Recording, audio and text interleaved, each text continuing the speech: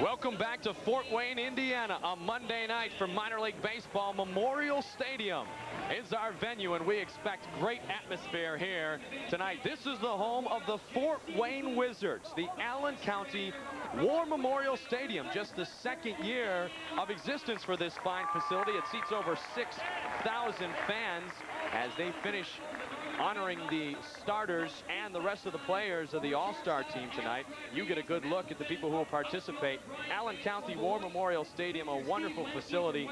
330 down the lines, 375 in the power alleys, 400 straightaway center. Hey, let's honor the teams who played well in the first half of the season here, Stu. Take a look at the Midwest League standings for the first half of the baseball season. Springfield wins in the Southern Division. Madison just a game back, a fine record, 6 games over 500 for Springfield. Peoria, Cedar Rapids, Quad City, Clinton, and Burlington. For the Northern Division, the first half standings look like this. Rockford wins by 5 games. Appleton and South Bend fall back. Kane County 7 games behind. We'll come back and meet the starters after this timeout when we return to the Midwest League All-Star Game here on Memorial Stadium. Let's introduce you to the starters of the Southern All-Stars of the Midwest League. Bobby Morris from Peoria, the second baseman, bats in the leadoff spot. Joe McEwing from Madison in center field will bat number 2. Tim Fortner from Quad City, a 304 hitter, the third baseman, will bat number 3. The man we highlighted in the open, Benji Simonton from Clinton, the left fielder, 14 home runs, 57 RBI, will hit cleanup.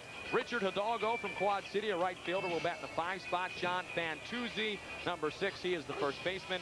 Tony Mader of Cedar Rapids, the designated hitter tonight in the 7 spot. Alan Prost from Quad City, the catcher, will bat 8th. And Tomas Perez, the shortstop, batting .273 on the year, will bat number 9. The starting pitcher for the Northern All-Stars, Kevin Rawitsa. And look at the ERA, 1.80. That is the best in the Midwest League right now. 60 innings pitched, 61 strikeouts, just 18 walks. This lefty's got some good stuff. That's true, Mike. I talked to Bergmeyer, Tom Bergmeyer, the pitching coach for the Northern Division before the game. This guy's going to feature a fastball, curveball, and straight change. But as you said, he leads the league in ERA and also hasn't lost a game. So, you know, let's see what this guy has and see what he can do here. Set the defense for you, Northern All-Stars. Billy McMillan in left field, Jason Evans in center, Jason Baker in right field, Lino Diaz is the third baseman, James Mott the shortstop, Giamar Guevara from Appleton is the second baseman, Kevin Millar is the first baseman, Scott Strickland from Fort Wayne is the catcher. Quickly, Guevara, one throw over and quickly one away. Bobby Morris goes after the first pitch and goes down 4-3. Well, Mike, that's what we stress, especially with our pitchers. First pitch strikes, and you know, stay out of these deep counts and let the guys swing the bat. And you know, we got a first pitch strike and a first pitch out right there. And that'll bring up number 4, Joe McEwing. Joe plays for Madison. Madison Hatters, affiliated with the St. Louis Cardinals. Joe batting .350, 3 home runs, and 39 RBI.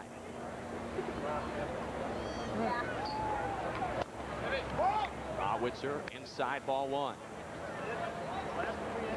The guys in blue also being honored tonight. This is a special night for them to be calling the Midwest League All-Star Game. Meet them in just a moment. Delivery down low and outside. There's a fastball down in the 4 spot as the Minnesota Twins, the spot we use, and down and away there. Willard behind the plate, Blade, Shook, and Esau on the bases. Men in blue tonight working on a very hot night here in Fort Wayne, Indiana. The count goes to 2-1. Strike on the inside corner. Joe McEwing, 28th round pick. He's from Bristol, Pennsylvania. That one deep into the hole, and there'll be no play on there. James Mott did a nice job running it down, but still a good single for Joe McEwing. We've got our first base runner. Now batting third baseman from Quad City. Well, definitely the hitter's count here. 2 balls and 1 strike, and he hits the ball right in the hole there between the shortstop and the third baseman. Tell you what, I've seen James Mott. He's made some plays like that. Looks like he lost his footage, but I doubt if he could have thrown the runner out there. Tim Fortner from Quad City, 304 hitter, 3 home runs, 34 RBI. A left-handed hitter takes ball 1. You know, you might look for McEwing. I see here he's got 14 stolen bases, so he could run. The pitcher gives Scott Strickland a chance to throw here. Scott's a catch and throw type guy, so he's got a great release and a good arm. Ewing's 14 stolen bases, top among the Southern League All-Stars. That pitch inside, and it hits Tim Forkner. Looks like it caught him right in the right elbow. Not a welcome all-star experience, Stu. Well, you hate to see that, but you know, that's part of pitching inside. I think Rowitzer just let this ball get away from him.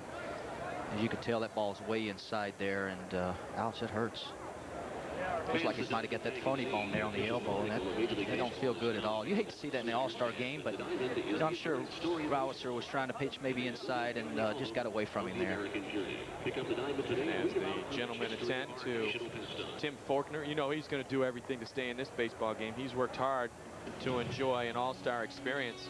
An awful warm night here in Fort Wayne, Indiana. Temperatures up in the 90s today. Right now, game time, 88 degrees, just a small little breeze. Hot and humid conditions, and what a beautiful ballpark. My first opportunity to come and see the new stadium. Of course, it just built last year, and Stu, many reasons to be impressed with this facility. Well, definitely so. It's, you know, has a big league atmosphere here in Fort Wayne, and you know, you got down the right field lines here in the bullpen. They got a little garden down there for fans to sit out and enjoy a few snacks and watch the game. Then the left field line, got the bleacher seats, and then behind here, behind the plate, you got box seating and stuff. So it's a great facility. And there was a lot of families picnicking just moments ago. Now they have made their way to the seats to watch the All-Stars. Benji Simonton, the number 4 hitter, 2 men on, 1 away here in the top of the first. And a call, strike 1. Yeah, I think that's a nice fastball there by Rowitzer. Again, he needs to get the head in the count here, which he has on Simonton. But this guy, you know, he can make a mistake here, and he could pay for it.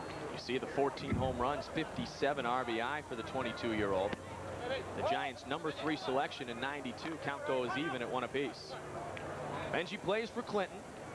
The Clinton Lumber Kings, affiliated with the San Francisco Giants from Pittsburgh, California. 0-1-1. A little number going to be played on the hop. The only play will go to first base, and Lino Diaz gets Benji Simonton, but the runners advance 2 away. Mike, that looked like that pitch there might have been an all-speed pitch. As you can tell, Simonton was way out in front of it. Let's take a look at it here.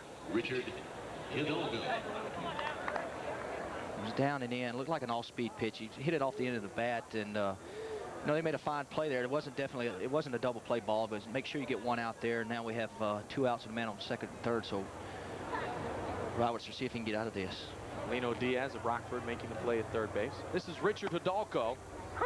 Richard from Quad City takes strike 1, inside corner. That was a nice curveball there. It might have been the first one he's thrown of the game, and you know, he's going to have to mix them up. 1 inning will work here. You know, he needs to mix in on all his pitches. Looks like they're going away here. Strickland's sitting outside. And right down the third base line, just foul. Ooh. Just foul, you're right, That Mike. would have scored 2. Yeah, that was definitely maybe a double there, definitely, but looks like Rowitzer missed his spot there. Strickland sitting outside. Looks like he got a fastball over the inner third part of the plate. Richard Hidalgo, the hitter, just 18 years old. He is the youngest player participating in the All-Star game, tied for second in the league with 22 doubles. 281 average, 5 home runs, 39 RBIs. You saw a moment ago. Goes the same place, third base line. Diaz has a long throw, and he makes the play. Nice play by Lino Diaz, and Kevin Warwitzar gets out of trouble. He allows a hit. No runs, no errors. We're through a half an inning. We'll come back, meet the Northern All-Stars after this. Okay, baseball trivia about heroes tonight. Bullseye. Welcome back to Fort Wayne, Indiana. Bottom half of the first inning, the Midwest League All-Star game. Northern All-Stars line up like this. Lino Diaz, who made 2 fine plays at third base from Rockford, will lead off things. Kevin Millar from Kane County bats number 2. Billy McMillan from Kane County in the 3 spot. Jason Evans from South Bend, 4 home runs, 30 RBIs. He's the center fielder. He will bat cleanup. Raul Ibanez from Appleton, the designated hitter. Scott Strickland from Fort Wayne, the catcher. James Mott, the shortstop from Fort Wayne with 6 stolen bases on the year. Jason Baker of Fort Wayne in right field, and Giamar Guevara from Appleton is the second baseman. He will bat number 9 tonight. The starting pitcher, you see him on the mound. We talked about him earlier. Luis Araujo, 7-1, 3.25 ERA, 80 and a third innings pitched, 38 walks and 57 strikeouts. Yeah, I talked to Saul Sotero, the pitching coach for Springfield, before the game, and this is what you call a crafty lefty. This guy is you know, relies on his location and mixing them up a little bit. So it should be interesting here. And the man he leads it off against is Lino Diaz. Fastball inside corner, strike one. Yeah, but there we go, Mike, again with that first pitch strike, which is very important. Here's your defense. Symington, McEwing, Hidalgo in the outfield. Faulkner, Perez, Morris, Fontesi in the infield. The catcher, as we mentioned earlier, Scott Strickland. And there you see the pitcher, Luis Arroyo. The count is 1-1. Lino batting .337 on the air. Off-speed pitch misses. That's a breaking pitch there, Mike, that, you know, even though it wasn't a strike, Diaz, he went for it in the dirt there, which, you know, was a purpose pitch. Now, you know, the pitcher's again ahead in the count, 1 ball, 2 strikes here. Lino's .337 average, number 3 in the Midwest League, and he takes one on the arm. Our second hit batsman already early in the baseball game. I tell my pitchers, you gotta pitch inside, and tell you what, these all-star players here are definitely trying to get inside. Looks like Diaz kind of jumped into that one, or got him right on the elbow there too, so he shakes it off and just goes to first. Lino Diaz, 6 stolen bases this year, so not a huge threat to run, but you never know, he may be all pumped up about this all-star experience. This is the number 2 hitter, Kevin Millar from Kane County. .303 average, 49 RBI, 17 doubles this year, so he does possess a little speed. Takes the first pitch fastball for a strike. Both lefties pitching here, and both these guys got pretty good moves, so the base runners, again, probably won't get as good a jump as they would against right-handers. Millar played last year with the St. Paul Saints of the Northern League. Checks one off. This is going to be trouble for Tim Faulkner, and he has no play. All that was protection at the plate for Kevin Millar, and it turns into a single. Well, there's your old check swing bunt, we call it, or swing and bunt, they call it. It's like Arroyo kind of tied him up here and kind of checked his swing there, and a swinging bunt, and you just stick that in your back pocket there. No play there. So the first 2 would-be hitters on base, a single and a hit batsman. Lino Diaz at second, Kevin Millar, and this is Billy McMillan. First pitch outside. Billy McMillan from the Kane County Cougars. .245 average, 9 home run, 49 RBI, 11 doubles for Billy McMillan. And I have a feeling from the left side of the plate, he gets a pretty good jump towards first base. He just has that look about him. Swing and a miss. Count goes even at 1-1. It's like he's trying to go downtown there, Mike. He's got some 9 home runs here. He's got potential to hit it out of the ballpark. Like I said, big dimensions here, so the wind looks like it's blowing out a little bit to right, so if he can get one up in the air, he might go. Billy McMillan had a fine collegiate career as the count goes to 2-1. Billy was the all-time leading hitter at Clemson University, an average of .382. I don't care what level you do that at. That is impressive numbers. An 8th-round pick in 1993. Pitch misses again, 3-1. I'll tell you what, our friend Luis is in trouble here. He's 1 ball away from loading him up with nobody out here in the bottom half of the first inning. Tell you what, it's an ideal situation to hit right here. McMillan should be looking fastball right down the middle. He don't want to load the bases here. Well, if he batted .382 in college, I think he likes to take his swings. Doesn't need to, though.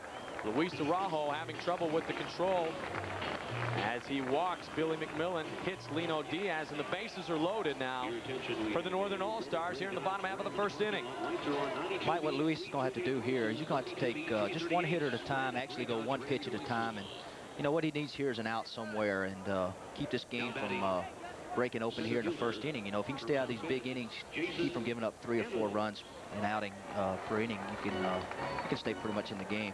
But we've got a long way to go, bottom of the first.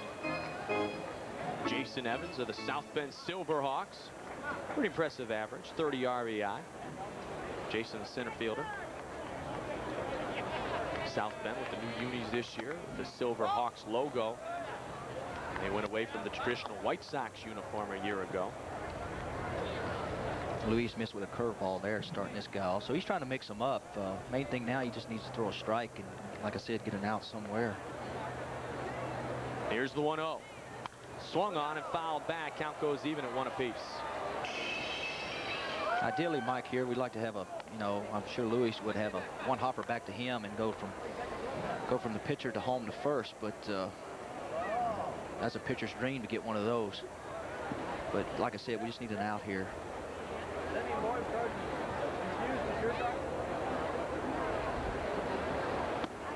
Off-speed pitch misses inside. Interesting story here on Jason Evans, Stu. He was a 12th round draft pick by the White Sox. Did not sign in 1989 after he was drafted in the 4th round by the Cubs. That would fuel some argument back home in Chicago. Sure, imagine let this kid get away. So he's a member of the White Sox organization. A little nubber back to second base.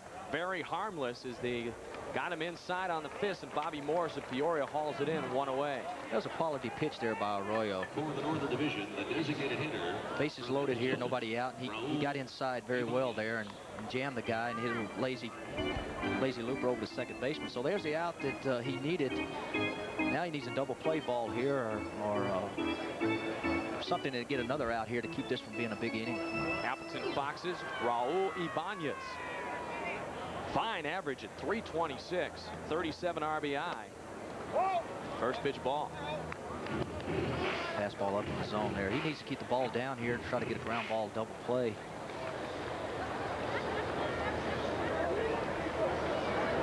Ibanez, 5th in the league with batting average, takes a call strike. You can hear the fans booing a little bit on that. Ball was borderline and got a little part of the black, so even 1-1 here. Off-speed pitch, wide and outside. He did spend a little time, did Raul, last year in Appleton. An average of 274, was also in Bellingham, where he batted 284, 52 and 43 games respectively.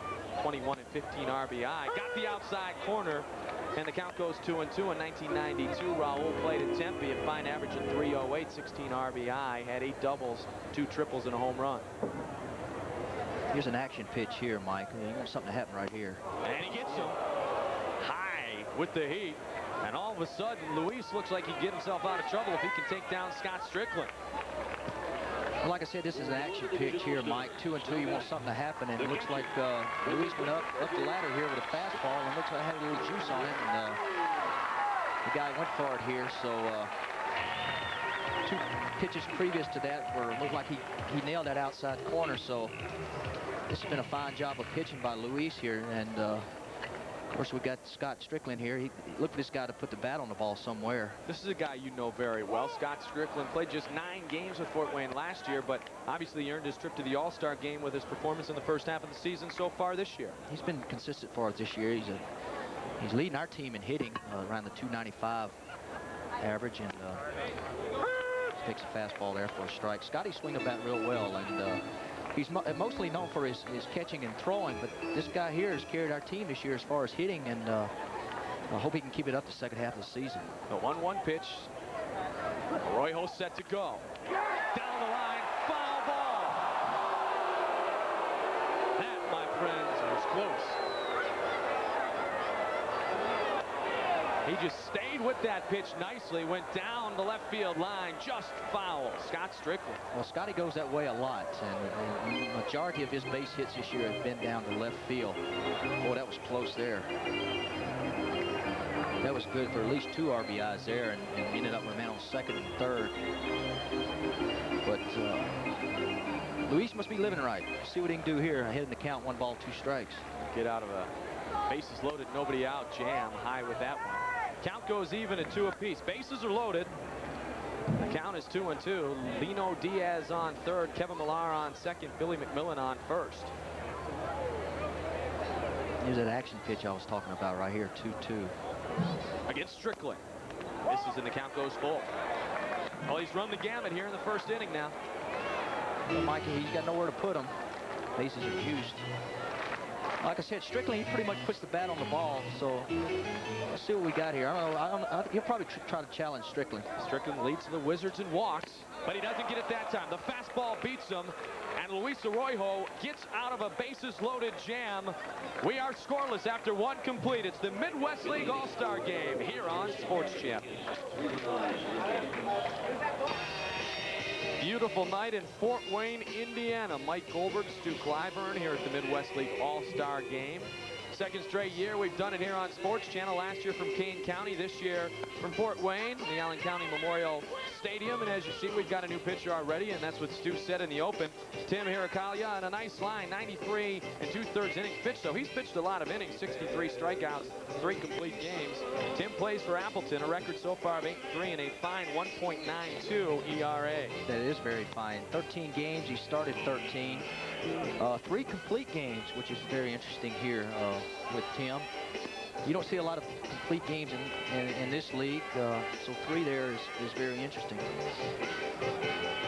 Tim will get his warm-up sauces in. Kevin Rawitzer did a good job getting out of trouble. Take a look at the ERA leaders at the halfway point in the Midwest League season. The young man we just saw from Rockford with a fine 1.80. Ken Ray of Rockford, the man on the mound now at 1.92, and Ray Davis of Madison, 2.31. So we're seeing 2 of the 3 best as far as ERA is concerned, and we're not even 2 innings old here at Memorial Stadium in Fort Wayne.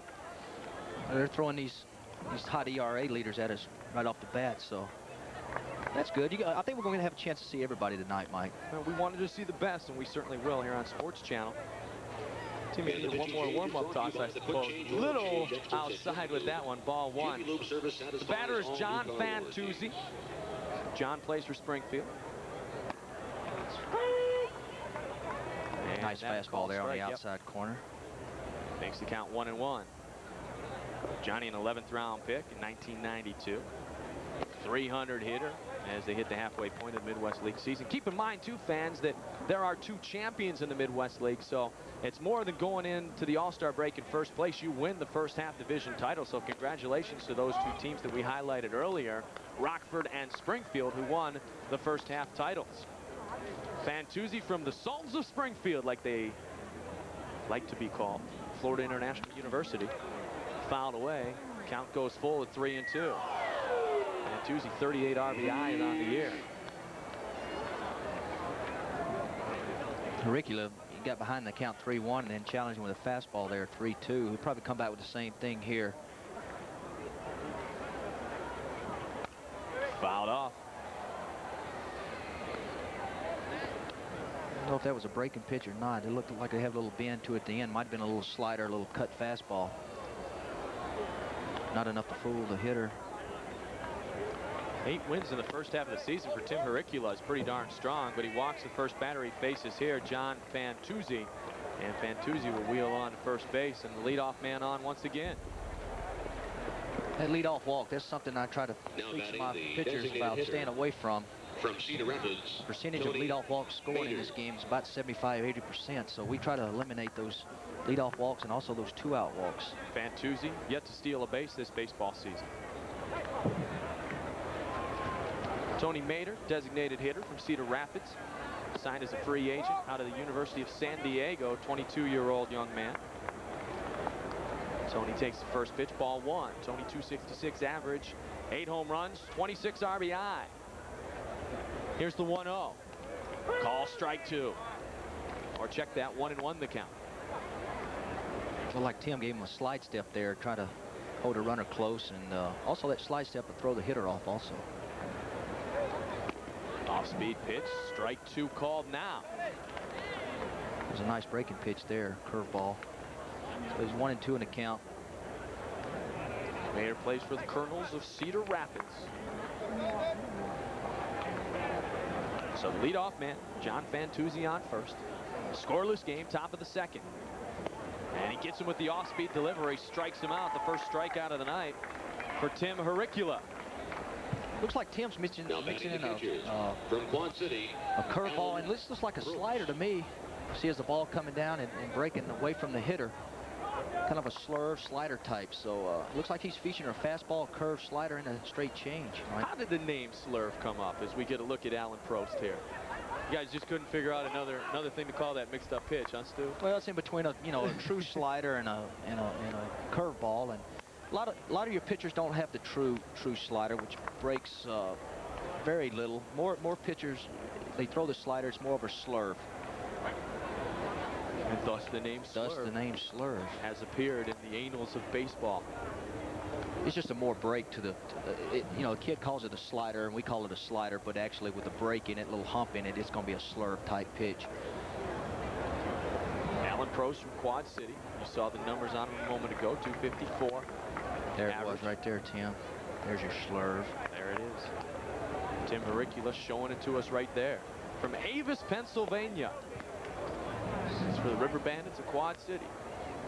Affiliated with the Houston Astros. 0-2 in the count here. Goes foul right side. Looks like I got Strickland signals here looking at the monitor here. And the last signal he put down was a 2, which is obviously a curveball, and that's what we got.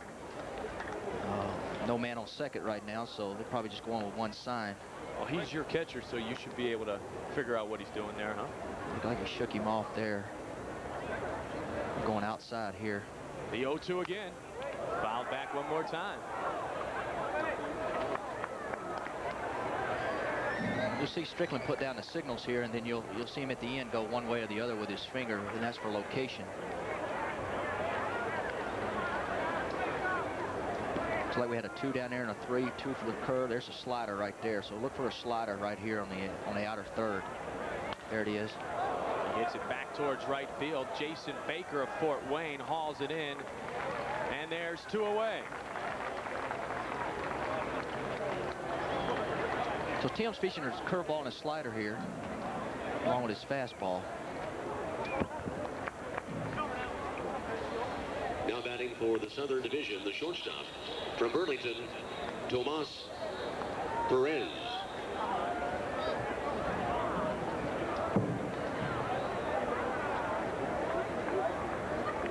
Two away here, and the pitch misses. That's Tomas Perez from Burlington. Tomas, the starting shortstop, 273 hitter, 4 home run, 22 RBI.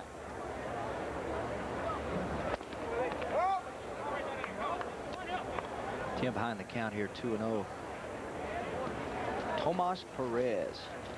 Great baseball name. 22 stolen bases. No, I'm sorry, that's his RBIs. He got 22 RBIs, 3 stolen bases. He's ahead in the count, 2-0. Make it 3-0 the count to the shortstop, Tomas Perez. Looks like Tim's being a little fine here with 2 outs. He should go after Tomas. Played in West Palm Beach last year, an average of 243. Catches the outside corner for strike 1 from Venezuela. Tomas, 243 hitter last year, upped his average to 273 this year in his first full season of A-ball up north. That's impressive. Goes that one right back, 2 hops to the shortstop. Easy play, and the inning comes to an end.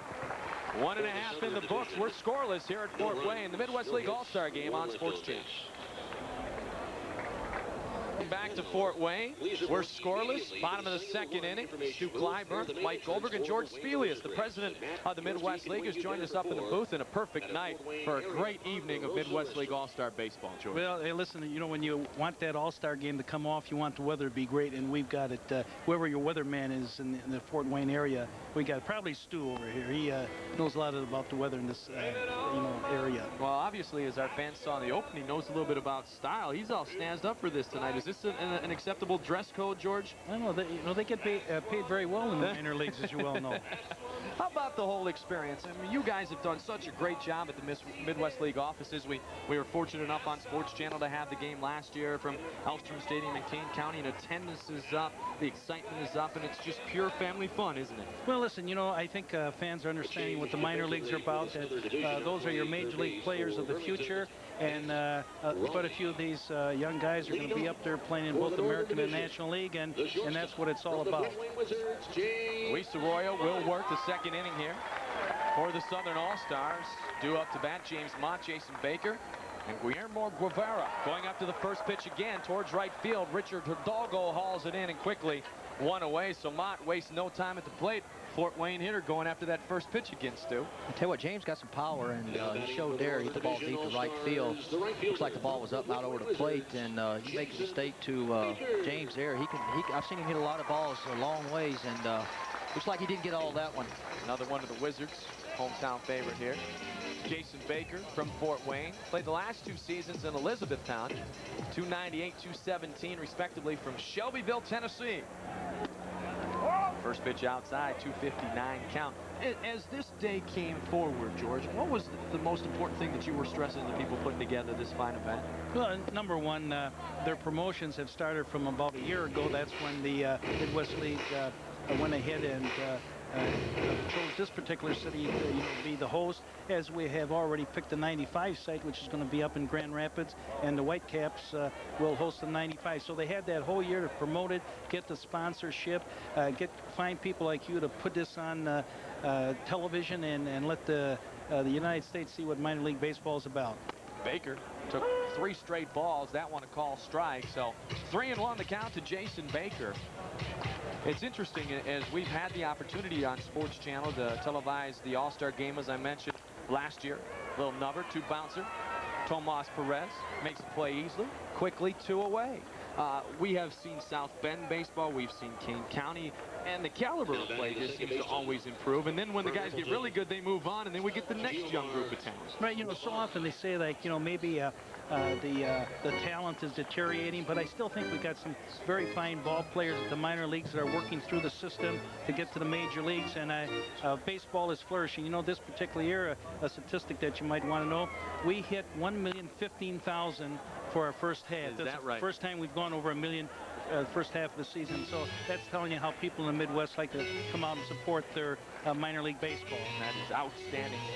Guillermo Guevara from Appleton, the second baseman, the number 9 hitter, popped away straightaway center.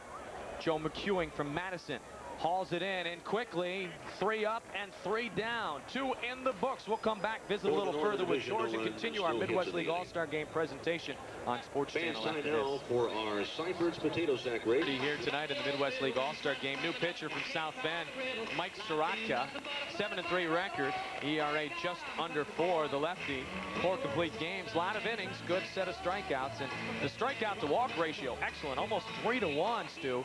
Strikeout to walk ratio. John Miserock, George, was just talking about how these A-ball players nowadays have it spoiled. Pete Rose used to stay in the old days that when I hit 300 in the minor leagues, I did it on bumpy fields and bad lights. These guys do it in luxury right now. Well, why shouldn't they?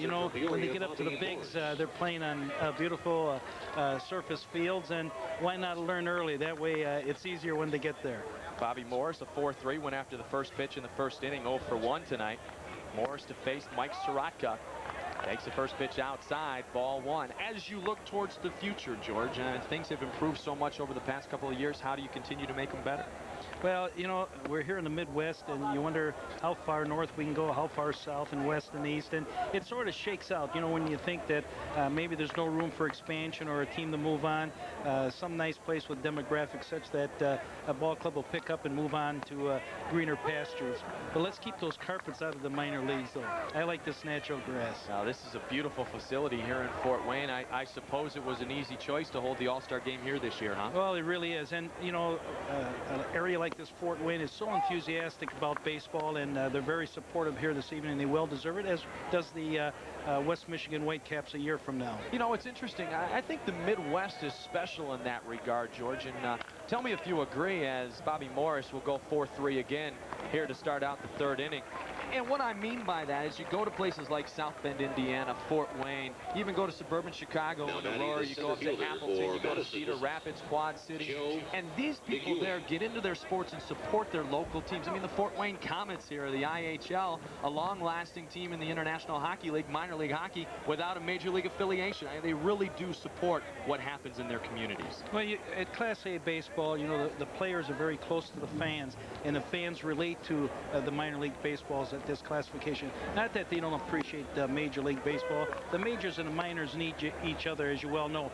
But here you get that real closeness, and these fans really feel for these young men, win or lose. There you get a look at the Rock, as they call him, John Miserock, Rockford Royal skipper. He gets the honor of walking the bench today, working the dugout for the Northern All-Stars, because Rockford, with their 44-25 record, .638 winning percentage, won the first half. So those skippers honored Ed Romero, his counterpart from Springfield, in the Southern League All-Star dugout. Long throw, and again, impressively done by Lino Diaz. Lino showed us a fine arm so far, Stu. He sure has. Definitely Third baseman all-star player. He swings the bat well, too. From Burlington, Matt Raleigh. Made a nice play there, and also the first baseman made a nice play there, staying on the bag and handling that throw up the line. Got our first pinch hitter of the night, or we will just say substitute player. That'll be more appropriate throughout the evening. Matt Raleigh goes after the first one. And if he straightens it out, it's a long fly ball to left field, but still the best hit baseball we've seen so far. Matt Raleigh from Burlington, 311, 19 home runs, 47 RBI. As you look at the home run leaders, you see this young man, Matt Raleigh, leading the Midwest League with 19 diggers. Sal Fasano of Rockford was 16. Sal, ironically, won the home run hitting contest earlier tonight here in Fort Wayne. Benji Simonton from Flint with 14, and then David Mowry from Springfield with 13. So Matt has hit the long ball, and it's interesting, both George and Stu, you guys can attest to it. You don't see a lot of home runs at this level, because most of the time, this is the first time the guys are taking the wooden bats and putting it in their hands all the time. Well, you know, I can say this, you know, we got some strong kids, and Stu has seen all the clubs so far, and there's kids that got the strength that can power that ball out. So, you know, it's not unexpected. I look for some of these kids to be able to do what they're doing, and Matt is certainly one of them. When you see a guy come in who's a good power hitter, but maybe not disciplined at the plate, you kind of break him with that power, though, first, Stu, don't you? And try to teach him a little discipline up at the dish? Well, you know, definitely with a power hitter, you know, they like the ball up and out over the plate. And you know, when I was pitching, I like to get inside of those big power hitters, and we'll talk more about that when we get back. Yeah, we certainly will. We'll expound on it. We thank George for joining us in the booth, the president of the Midwest League. We have played 2.5 here in Fort Wayne, and we're still scoreless. Okay, guys. Broadcast rights to this game have been granted to SportsChannel by the Midwest League solely for the entertainment of our viewing audience. Any reproduction without the express written consent of SportsChannel and the Midwest League is prohibited. Mike Goldberg, along with Stu Clyburn, we are in Fort Wayne, Indiana, the Allen County Memorial Stadium, just the second year of its existence here. What a beautiful night for the 1994 Midwest League All-Star Game. Top of the order, due up here in the bottom half of the third inning for the North All-Stars. We mentioned at the top of the show that we thought the pitchers would dominate. That certainly has been the case so far. Luis Arroyo got in trouble in the first inning, bases loaded, nobody out, but a couple of strikeouts helped him get out of the jam, and then a perfect 1-2-3 inning in the second. Looks like he's settling in a little bit right now, and looks like this is the last inning of work, and Billy Wagner looks like he's coming in pitch next.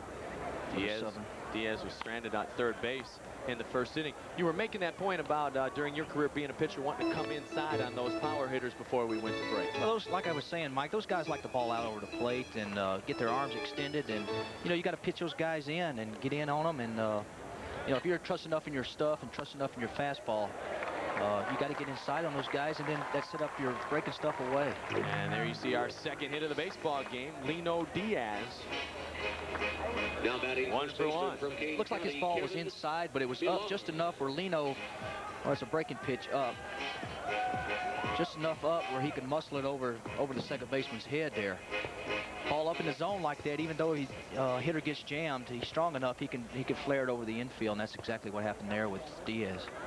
Kevin Millar, we mentioned in the open, played last year with the St. Paul Saints of the Independent Northern League and hit just .260 with 5 homers and 30 RBI. Fouls that one off, 0-1 the count. His average .303 this year. Had a little number for a base hit in the first inning.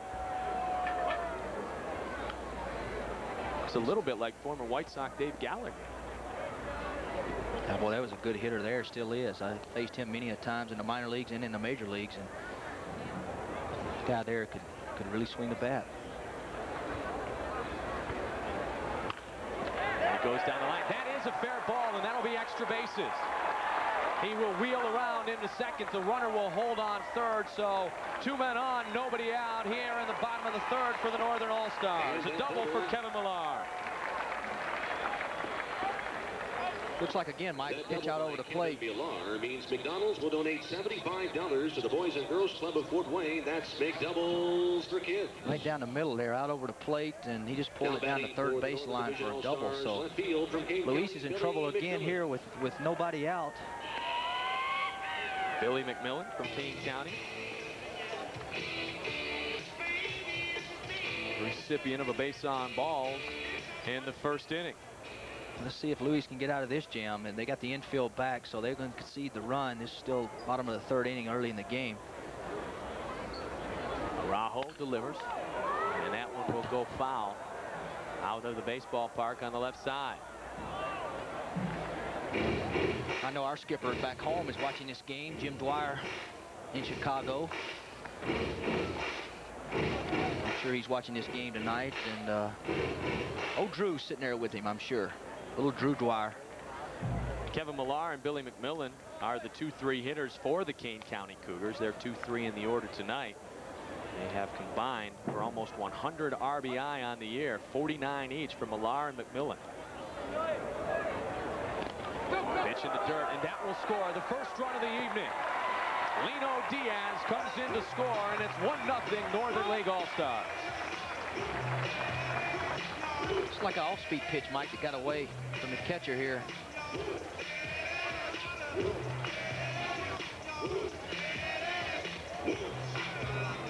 Got in the dirt, got away from Alan Prost. Millar advances to third. Lino Diaz scores to make it 1-0 Northern League. So this time Luis can't get out of trouble getting a couple of guys on, runners on, as he did in the first inning. Bases loaded. He jammed Jason Evans and struck out Raul Labanzi and Scott Strickland. Well, Allen had his hands full with that pitch. It was ball way outside, and he did his best to get out there and try to block it up, but too far out of the strike zone there. So Millar of Kane County on third. Nobody out here in the bottom of the third inning. Luis from Springfield to deliver. Misses just outside, and the count goes to 1-2. Luis has the best winning percentage of any league pitcher with at least 5 decisions. .875, Padres 16th round draft choice in 1992. He delivers the 2-2. Fastball up high, and the count goes full to Billy McMillan. Billy's disciplined play. We've seen that so far tonight. He needs something to happen here. You don't want to balk this guy. Man on first and third with nobody out. Goes after the 3-2 pitch, and the only play will be to first base, but checking the runner back nicely was John Fantuzzi. So there's the first out of the inning. Billy McMillan grounds out to first. From South Bend, Jason Evans. You had the first baseman playing halfway there, and he got an out of that, and left the third runner at third down there at third base. So he can get out of this inning, you know, with 1 run. Luis has flirted with disaster here tonight, but looks like he's pitching his way out of it.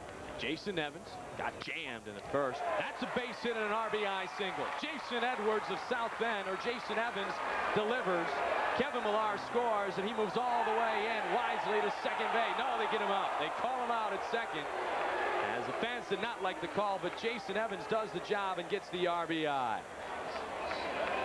And for that RBI, Arby's will donate $10 to Big Brothers Big Sisters of Fort Wayne. I don't know where Jason was going on this, Mike. For the Northern Division All-Stars, So they want to turn turn that into a double, but as you can see here, ball beat him there way before he got there. Tried a little fancy footwork. Tell you what, he made a nice move around the bag. He sure close did. play there. You got that right. First I saw it looked like he did turn it into a double with some hustle. Made it interesting around the bag there. The ball beat him there by a long ways. And first pitch outside. Raul struck out in the first inning. Raul from Sunset High School in Miami, Florida, 21 years old, swings and miss. Count goes 1-2. that was a nice off-speed breaking pitch here by Luis. So 2 runs on the board on 3 hits so far here in the bottom of the third inning for the Northern All-Stars. Outside. Allen said, I'm going to catch this one. Very similar to the wild pitch. Scored a run. Lino Diaz Led off the first and third inning. Hit by a pitch, then singling. So the leadoff man on twice. The second time it came back and cost young Luis from Springfield. Diaz scores a run. Kevin Millar scores the second of the game. Pitch inside, and he walks him. So he was ahead of him in the count, 1-2, and the inning continues for Scott Strickland.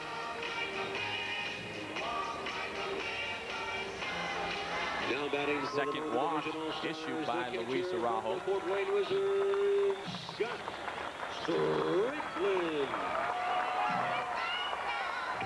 Strickland struck out in the first inning.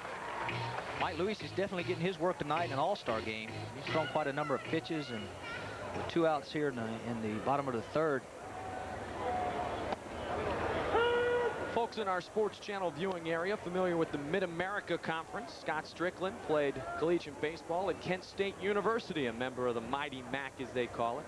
Ball State University in Muncie, Indiana. Liner right back at Tim Faulkner, and that will end the inning. But not until 2 runs scored on 3 hits, and after 3 complete, the Northern All-Stars lead the Southern Stars here in the Midwest League All-Star game 2-0. Ernie Harwell in the booth. That pitch with that 100 in the third. His third in strikeouts with the 90, as promised earlier today in the print media, and as promised momentarily ago. Ernie Harwell has joined us in the broadcast booth. And first of all, Ernie, just an honor to be able to meet you, one of the great voices of the game of baseball. Thank you, Steve, and good to be with you and Stu. And I admire you doing an all-star game. I said it's not the easiest kind of a job in the world. It kind of changes to make all the time. But it's a lot of fun here. I was here for the luncheon and been here all day and really enjoyed the people who've been so hospitable. And I think it's a great occasion to see these minor leaguers in their all-star game. Well, you know, Stu, myself, Mike Goldberg, and Stu have been talking tonight about the essence of minor league baseball and the purity of the sport. And you can really get a good feeling of that tonight. Oh, I think it's fantastic because you get close to the players, and you can come out and buy a ticket at not an exorbitant price and get the feeling of baseball as it really is. And I think it's a fantastic thing. And the minor leaguers are really the backbone of baseball, let's face it. Benji Simonson to lead things off from Clinton. Grounded out in the first inning, 5-3. Benji, we've said tonight, is our Frank Thomas look-alike, Ernie. Yeah. I tell you, if he looks like him in a couple of years and swings the bat like the big guy does, he'll be something. And the San Francisco Giants will be quite happy with that, undoubtedly. 0-1 the count, 2-0 our score. Ernie Harwell, Hall of Fame broadcaster, joining us here on Sports Channel. What keeps you busy these days? Well, I'm doing a little TV for the Tigers. I'm doing a CBS Radio Game of the Week every Saturday, and I'm writing a column for the Free Press, and I got a new book out called The Babe Signed My Shoe. And I put up my feet when my wife runs a vacuum cleaner. Or try to. When you look at the state of Major League Baseball right now, I think, Ernie, justifiably so, we're all a little bit concerned what might happen in less than a month, aren't we? Well, there are a lot of vibes that there's going to be a strike. I hope it doesn't happen, but it seems like we're pretty much on a collision course. And he strikes out Benji Simonson. Good pitch by Andy Larkin, gets him with the off-speed. And there's one away. Take a look. Now batting the There's a nice fastball out on the outer part of the plate, Mike, and he just locked Benji up. As you can see, it looks like the ball was running outside, then back over to the outer third of the plate, and that's a quality pitch there by Mr. Larkin. Still got Benji mystified there. Whoa. Inside with that offering. Andy drops down a little bit. Looks like it's his natural motion, kind of a low 3/4, we call it. Almost not quite sidearm, but a low 3/4 delivery. Richard Hidalgo, 0 for 1 on the night, swings and misses. Count goes even at 1-1. That's the bad part of baseball, at least the potentially sad story this year, but there's been some great stories. One of them, Ken Griffey Jr. You lived through the days when these records were set, Ernie. Can you believe that they might get broken by a Ken Griffey Jr.? Well, they made to be broken, but I tell you, Griffey is such a fantastic player, and I think if anybody's going to do it, he's got the best chance of all. And certainly in Chicago, we're awful impressed with the power of Frank Thomas. Well, he's not too far behind him, and Frank can do it too. You know what's interesting, I think, about Ken Griffey Jr. as Hidalgo fouls one off to the right side is I always picture the shot that we see on all the highlights of him making the catch in center field and running with the glove up and the big smile on his face. And that's something I think we don't see often enough anymore. Well, he loves to play. I think that's a great asset to a ball player. Play with a verve that you don't see in other players. Doggo dangerously pops up to first base, and there's 2 away.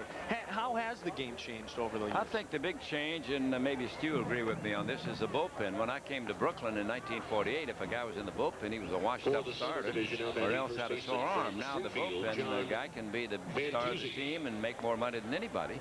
And also you've got the bullpen by committee where everybody's a specialist. He does a certain job, and then the manager moves him out and brings somebody else in.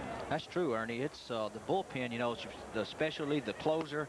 You know, you got your setup man, and then you got your guys that get you to the setup man, and you got the guys that got to get in there in you know, in the second and third inning when there's a blowout. So, you know, that bullpen used to, like you said, you know, if you were in the bullpen, it was like a demotion or whatever, but now it's a specialty item. Fantuzzi with a strong single right back up the middle for the second hit of the night for the South All-Stars. He's 1 for 1 as he walked in the second inning. And that's the bullpen situation has devalued the starting pitching role, too. The manager tells his starter, now give me 5 or 6 good innings, and it's not like you're going out there and you're going to stay for 9. Well, I can speak the way Gene Mock with the Angels used me in my rookie year in '85 to set up Donnie Moore, and I knew my role as a bullpen guy, and he kept me in that role, and I came to the ballpark every day knowing what situation I'd be in, and went from there. So it was. Well, that's a good way to handle it, though, when you know what your role is going to be. One of the worst things probably is a manager that doesn't let you know that, isn't it? That's true. You know. You definitely like to have a role in the ball field. Oh, that ball's well hit there. Very much so. Into the gap and off the wall. That should score the run. No, they will hold him up at third base. Good job done out in the outfield by Billy McMillan and Jason Evans to run that down, but a strong shot from Tony Mader. And he doubles to the wall in the left field gap. For the Southern Division All-Stars, now batting the catcher from Quad City. There we go, Mike. A ball out over the plate, and guy got the barrel of the bat out over and just drove it to the gap in left center. That ball looked down a little bit, though, but out over the plate. So got 2 outs here. See what Mr. Larkin can do with a man on second and third. Base hit here, put the score back even. Alan Prost, the batter from Quad City. Tony Mader on second. John Fantuzzi on third. Prost from Mansfield University, 17th round pick. Played with Quad City for 49 games last year. Nubs one back towards the mound, and it will have to be played quickly, and he throws it away. Andy Larkin throws it away, and there is exactly what you talked about. A tie baseball game at 2 apiece. Larkin knew he had to take time, get the ball cleanly, had the opportunity to get the runner in the inning, but he throws it away and then make it an E on the pitcher.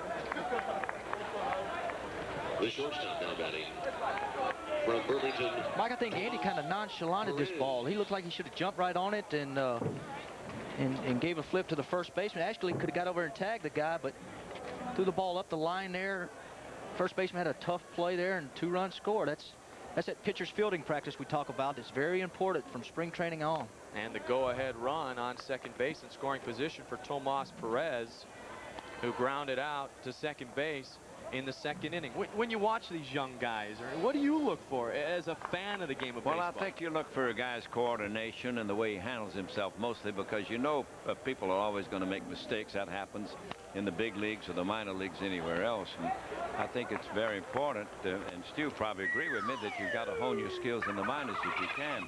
One of the problems about the major leagues now is that guys are brought up so quickly from the minors, if they have a good record, that they have to learn on the job in the major leagues, and you miss some of the fundamentals that you used to see 20, 30 years ago. You talk about honing skills and the personalities of the game, as Perez will bounce out to second base and we'll end the inning. We'll come back with Ernie Harwell. We're going to talk him into staying just another half inning or so. Our score is 2-2 as the Southern League All-Stars have tied things up. Tonight for Miller Lite Human Bowling is Yes, radio with Win Elliott, and I gave a tape of that to Bucky, and I said, I want to apologize. I just said it's a fly ball to left, and he said that's what it was. And not surprisingly so, we have a new pitcher again here in Fort Wayne. He's Billy Wagner, left-handed pitcher from Quad City, 6-6 record, 4.08 ERA. Was collegiate star last year with Auburn University, 1-3 record, 4.08 ERA. This year, 81 2/3 innings pitched so far, 107 strikeouts, 63 base on balls. Billy Wagner, the new pitcher for the South All-Stars, is Luis Araujo goes 3 complete innings. allowing 2 runs. So Billy Wagner will take over things here for Eddie Romero's Southern League All-Stars. Here's a fastball pitcher here, Mike, with a fastball hitter up, James Mott. This Wagner leads the league in walks, and he leads the league in strikeouts, and he's been clocked at 98 miles an hour, so we might see some heat here. James one way up. James Mott flew out to right field in the 2nd inning. Ernie, you said you had a little admiration for us doing an all-star game. Our paperwork's getting a little messy here. I know, you got a lot of substitutions. They're hard to keep up with. What was your secret? Well, I don't know that I had one. I didn't do too many all-star games. I did one in the Southern League one time to contribute to the confusion. We had a batting out of order play, so things were tough enough without that. Yeah, no question about it. We called the first guy who came in a pinch hitter, but really I think at this point substitute player might be more appropriate. Right. Well, we know Harry Carey's talking about calling it quits after 50 years broadcasting baseball this year. What does the future lie for Ernie Harwell? Well, I want to keep going. I don't think Harry's going to quit. I think he loves it too much, just like I do, and we're probably both going to die at the microphone if somebody will let us keep working.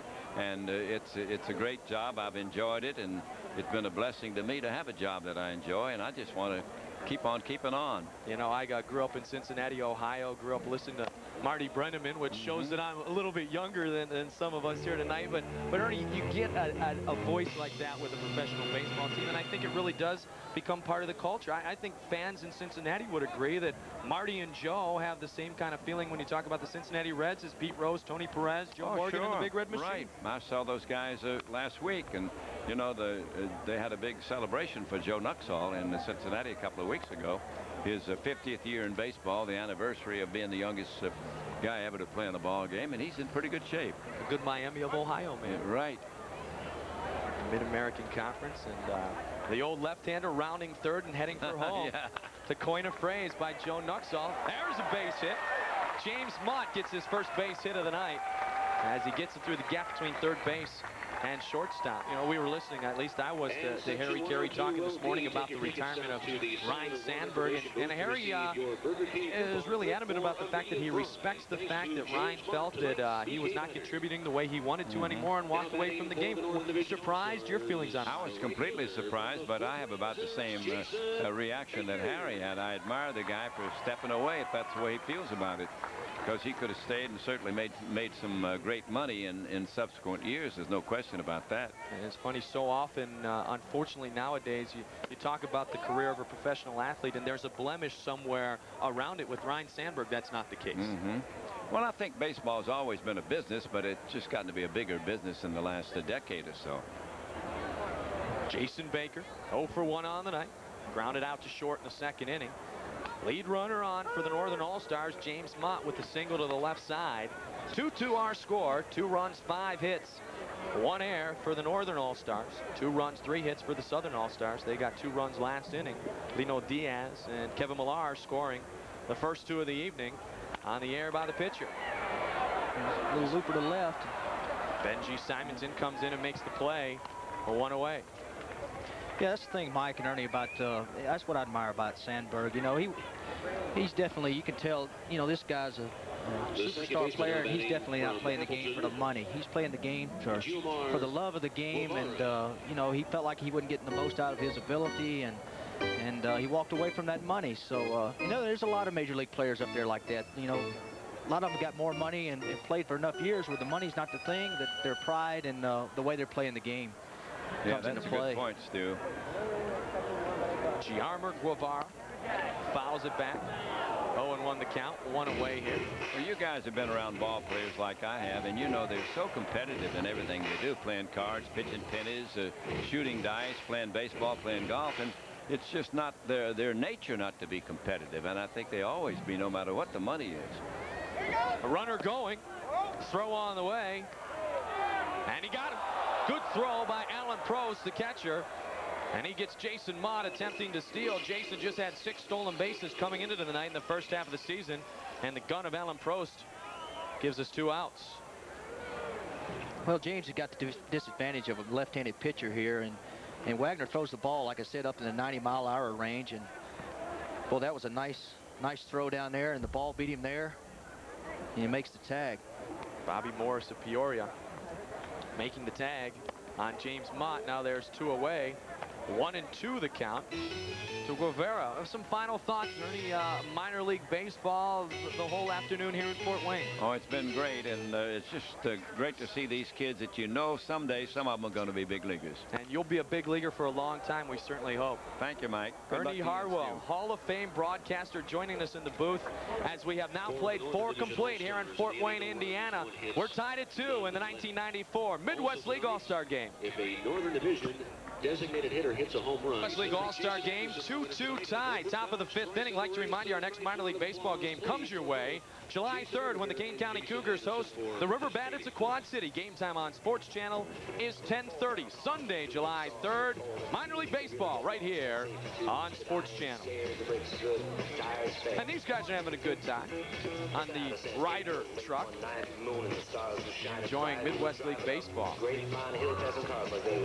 And the new pitcher, Rick Burley, a burly young man, 2.62 ERA for Rick. 42 strikeouts, 21 walks in 58 1/3 innings. 1 save on the year. So Rick Burley coming in. Working out of the bullpen for the Rockford Royals, who led the league in pitching and hitting, as a matter of fact. Maybe that's why they kind of ran away with our division in the league. But they got some quality pitchers and quality staff over there. Tom Bergmeyer does a fine job. And they got some guys that can swing the bat also. Leading things off here in the top of the 5th inning. That is number 15. Gary Phillips from Clinton. Gary snuck in on us there quick to see Ernie left, and Ernie said, all right, go ahead and make some wholesale substitutions to mess up my guys in the booth. That's Gary Phillips taking over for Bobby Morris, who ends the night 0 for 2. Gary Phillips, pinch hitter. Inside, and the count goes to 1-2 to Gary.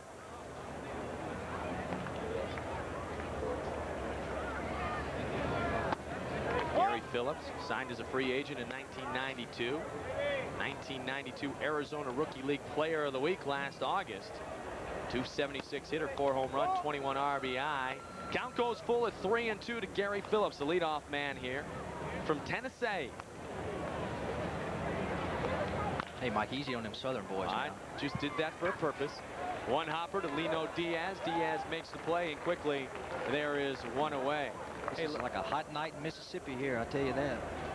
Hot and humid. Now batting the center fielder from the Madison Hatters. Tell you, a wonderful afternoon here in Fort Wayne, Indiana. I'd like to personally thank Joe Kimmel and the great people at Sycamore Hills Country Club, who had a group of us from Sports Channel play a little golf earlier today. Also, Dwayne Schumann, the television and radio writer here in Fort Wayne for the News Sentinel. Had a great day on the front 9, then had to leave the back 9 after about 5 or 6 holes to come and work with you, Stu. And, well, you told me you quit after the 16th, and I guess your score was that bad. Well, I was 68 then, you know, so I was coming in. I kind of feel like Hawk and Duke talking golf here, though, so we won't do it too long. But we would like to thank the fans at Sycamore Hills and all the great people in Fort Wayne, Indiana today for having us as their guests. Burley looks like he's getting the ball up there pretty well. There's a fastball there. Rick Burley signed as a non-drafted free agent by the Royals in 1991. 9th in the Midwest League in ERA. Opponent's batting average against Rick Burley is pretty impressive, 206. He's done a nice job with the Rockford team. Only 42 hits given up in 58 1/3 innings, so and his strikeouts and walks are double. Oh, there's a nice pitch there. Comes inside, and the count goes 3-1 to Joe McEwing of Madison. Joe 1 for 2 on the night. Singled in the first inning, grounded out to second in the third. And he goes this one down the line, and it will just be foul. He got a hold of it, got way in front of the pitch, and fouled it down the left field line. Tell you what, McEwing, he's a good-looking young hitter. He's got a little pop in his bat, and we just finished playing Madison, and I know Jim Dwyer and I like this guy as far as the way he swings the bat. We have to do reports on all these guys throughout the Midwest League. I do the pitchers, and Jim does the hitters. So you see some quality talent here, and hopefully you nail them right. McEwing takes that one, popped him up, jammed him, and played easily by the second baseman Guevara. And there's one away. Check that, 2 away now, as Phillips was the first out, McEwing the second, 2 away. That should bring up Matt Third Rowley. baseman from the Burlington Bees, Matt Rowley. And it is from the Burlington Bees, Matt Rowley. Rowley did come to hit in the third inning, grounded out to second base. So pop up to second for Joe McEwing. And Rick Burley doing a good job so far in his appearance here in the 1994 Midwest League All-Star Game. Comes in with fastball strike. 0-1 the count, 2 away, 2-2 score here in Fort Wayne. Rowley checks a swing and the count goes 0-2. Like an off-speed pitch there, Mike. Kind of fooled the hitter. As you could tell, he was out front there and checked his swing. 0-2. We'll see what he does here. Looks like we got a curveball coming. There it is. And he got him. Struck him out on 3 straight pitches. Matt Rowley goes down. He's 0 for 2 on the night, and our score remains 2-2 as we played 4 complete here in Fort Wayne. Moved to the bottom half of the 5th inning. That is Brandon Pico out in right field from Peoria. And the new second baseman is Greg Phillips. Leading off, Lino Diaz. See where Bobbitt led the Appalachian League last year in assists, so he's a good fielding pitcher. Lino Diaz, your third baseman from the Rock Gary Royals. Phillips from Clinton at second base, and Brandon Pico out in right field. Down for a base hit down the left field line, and he'll try to whip around for 2. Play's going to be close, and he got it. Good throw, good play by Benji Simonton. Makes a throw in a second to Phillips, and he applies the tag as Lino Diaz tried to stretch one out to a double and was unsuccessful. Now playing second base. Fastball out over the plate, Mike, and this big guy here shows his arm off along with his power at the bat. Makes a fine throw into second base here. Brandon Pico. Right on the money there, and put the tag on him right there for out number 1. That's always big for a pitcher getting that first out. Even though he gives up a base hit there, the hitter tries to stretch that into a double, and getting that guy right there is a big lift for the pitcher in this situation. Tie ball game. Kevin Millar doubled and scored a run in the 3rd inning. He's 2 for 2 on the night. A little number for a base hit in the 1st. Call strike. Count goes 1-1. Like an off-speed pitch there. Kevin was highlighted, and I guess justifiably so, in our opening night, Stu. He's had a good evening so far, as you kind of anticipated he would. He picked a good guy. At least he's helping us out here and living up to our word by featuring him. He's played well so far. Do our homework, and then they change players on us, right? Yeah. But that's all right, because we want to get a chance to see all the All-Stars play. Tim Forkner at 3rd, long throw, 2 away. Also defensively for, you know, speak of guys that we don't have a chance to see tonight. I've had the pleasure of watching him this year so far as the Alex Rodriguez. Yeah. Seattle Mariners top draft pick last year, first pick in the country. He's gone up to AA ball, and he's an exciting player. I talked to Dwayne Schumann about him last week and said, you know, he's the guy I really look forward to seeing, because when I lived in Indianapolis, Will Cordero was playing AAA baseball with the Indianapolis Indians. Great young all-star shortstop to be, and I got to watch that and was really looking forward to seeing young Alex Rodriguez play. But he's moving up the ladder already, and who knows, maybe this time next year he'll be in the AAA All-Star game. Check swing, Billy McMillan did not go. 0-1. Now 1-1 the count, with 2 away here in the bottom of the 5th.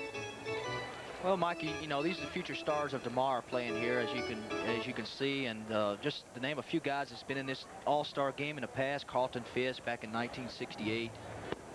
As we look at the fastball go outside there. Then you had Mark Grace and Rob Dibble in 1985, along with Mark Grace in 1986. So there's 3 quality guys right there, superstars in professional baseball. Swing and a miss. Count goes to 2-2. Here they are. As a matter of fact, 1968 with Waterloo, 85 with Cedar Rapids, and 86 with Peoria. Grace, Dibble, and Fisk. A tremendous trio of players right there, former Midwest League All-Stars. And White Sox fans well remember the year 1989 when the South Bend team won the Midwest League Championship. Scott Radinsky, we hope, will come to a full recovery from his battle with cancer and be back on the hill next year for the White Sox. But Rads was in South Bend in '89 and then in the big leagues with a fine career with the Chicago White Sox. As I said, we hope it will continue. look out there. Pitch inside, and he walks him. So Billy McMillan goes to first base. 2 away here. 2-2 game, bottom of the 5. Well, Mike, I tell you, that sure was a pleasure for me personally to meet Ernie. I'm sure as you also, you're in this type business, radio, TV, and that's like me making you know, a Hall of Fame baseball player. And, that was a great pleasure for him to take time out and come talk to us. Yeah, no question about it. When you talk about the Hall of Famers and the thing that I do for a living, certainly Ernie Harwell, among the pioneers of our business, as they say. And everybody who gets into college and starts in this business aspires to be like him. Brandon Pico records the 3rd out of the night. Jason Evans flies out to right field. We have played 5 complete here in Fort Wayne, and we're tied at 2 in the '94 Midwest League All-Star game. Innings pitched there, 68 strikeouts. Gives up a hit per inning. I've been very impressed with the pitching so far as their walks compared to their strikeouts, which has been very impressive.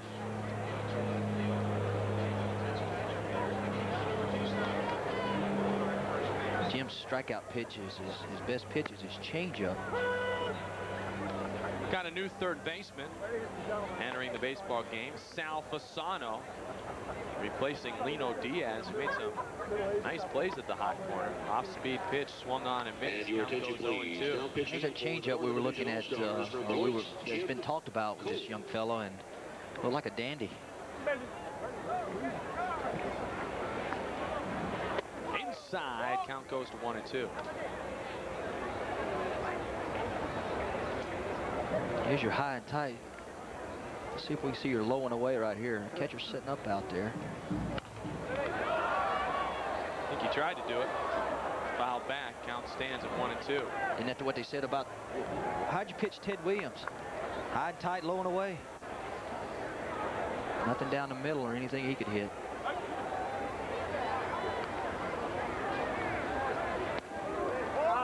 Speed pitch just missed. Fish weren't biting. 2-2. 2 runs, 3 hits, no errors for the Southern All-Stars. For the Northern All-Stars, 2 runs, 6 hits, and 1 error Here in we the go baseball to game. change up right here, Jim. Nice one. That's his out pitch. And Mr. Simonton, he got it.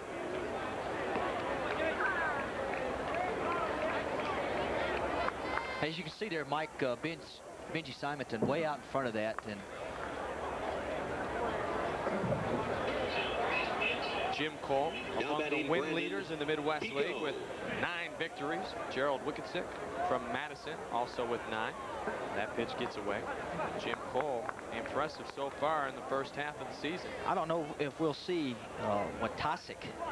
He pitched against us about 3 nights ago and struck out 13 and 6 2/3 innings, so I doubt if we'll see him tonight. Probably threw too many pitches, but he's definitely an all-star in my book. You mentioned his strikeout pitch is the changeup, and he used it effectively against the last batter, Benji Simonton.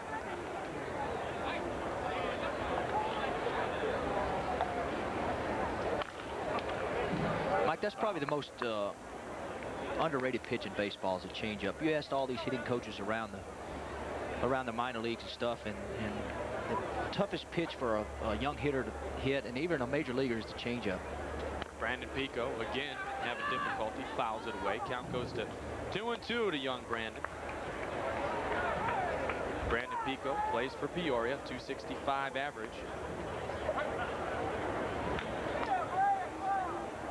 25 RBI.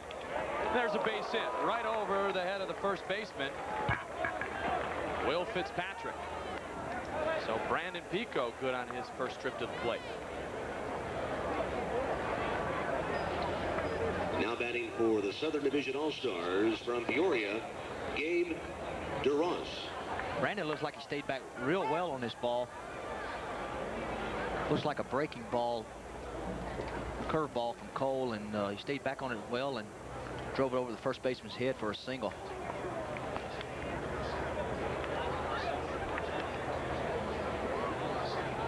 And another pinch hitter, Gabe DeRoss. .293 average, 49 RBI for young Gabe. Batting for John Fantuzzi, who singled and scored a run in the 4th. So 1 on, 1 away here against Jim Cole. We're in the top half of the 6th inning. Southern League All-Stars with the 2 spot in the top of the 4th. Come back from a 2-0 deficit that was set upon them in the bottom half of the 3rd inning by the Northern team. Goes after the first pitch, and they might double him up, but he throws it away. Third baseman Sal Fasano throws it away, trying to double up the runner at first base, Brandon Pico. So Pico moves on to second, and Gabe DeRoss lines out to third base. Well, Sal Fasano definitely showed his arm there. I don't think Sal is too familiar with playing third base. He's normally a catcher, designated hitter, and this might be a new position for Sal. He definitely shows that arm there, but arrow mails it over the first baseman's head. Now batting from the Burlington Bees. Don't mean to talk bad about Sal, because one night playing here, he hit a ball out over this left field net out here that's still going. So this kid gets a chance to hit, which I'm sure he will. You'll see some power. Obviously so. He won the home run hitting contest. First pitch outside.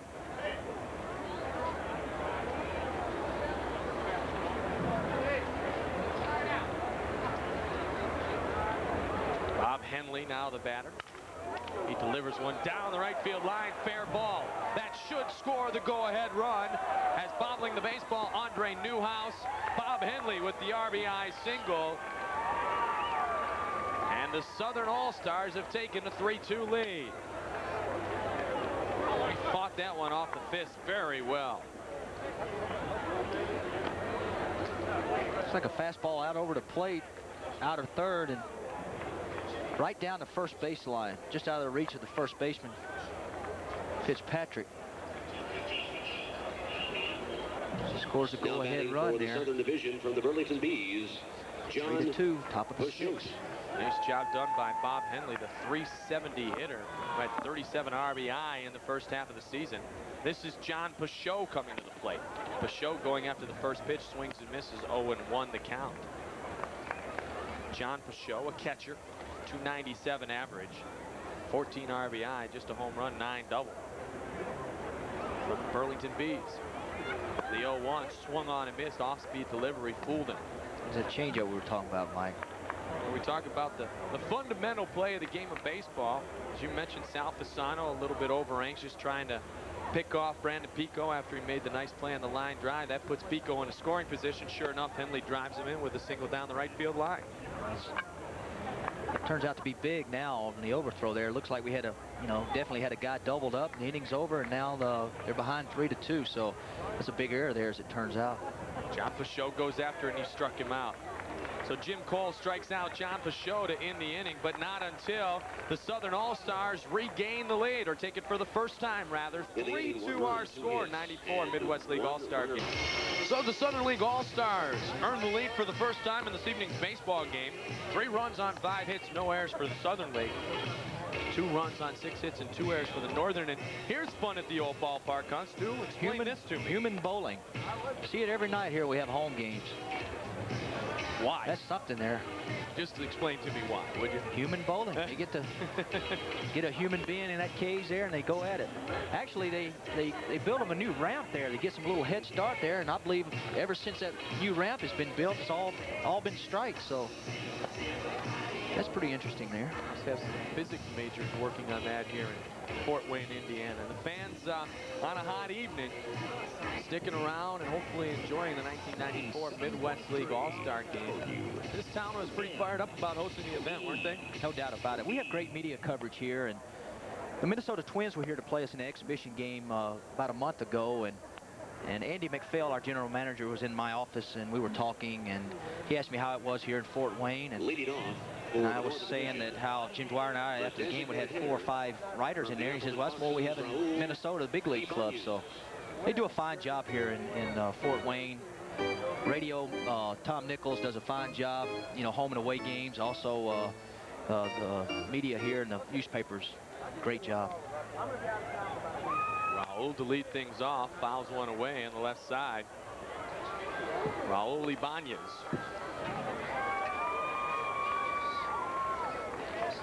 Pinch hitter on deck, Julio Beñas. We'll watch Raul with his third at bat. He swings and misses at the delivery, and the count goes 0-2 quickly.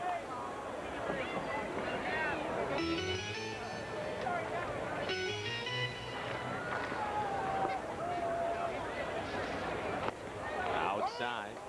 Count goes 1-2. It's a nice 0-2 fastball there. Just missed the outer part of the plate. See what he does here. Looks like a fastball again. He's going to go out there again. Looks like he shook him off. So the 1-2.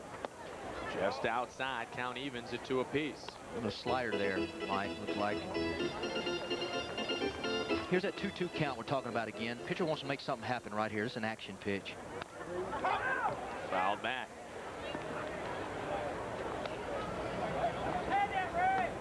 Usually when men on base, first and second, or men on first, you're 2-2. You want something to happen. You don't want to go 3-2 on a hitter and let the runner get in motion to stay out of a double play. Pitch inside, so the count goes full, 3-2 to Raul Ibanez. Raul from Appleton plays for the Foxes. Fine average of 326, as we mentioned earlier. Swung on and foul back. Challenge him with a fastball there. Ibanez fought it off. Did a nice job just to get a little wood on that. Coming back with a fastball right here. Look on the outer third there, and there it is.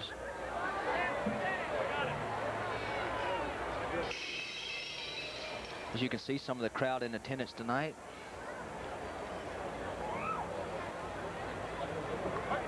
They got a nice evening for it, I tell you. No question about that. Here's the 3-2 again. That one might fall. Base hit for Raul. Good at bat for Raul Ibanez. Fought off a couple of fastballs, fouled him away, and then laced a little base hit into short left center field. I tell you, you couldn't have thrown it in there any better than that. Right to left center. Nice pitch there by Bobbitt. One of those old Texas leaguers.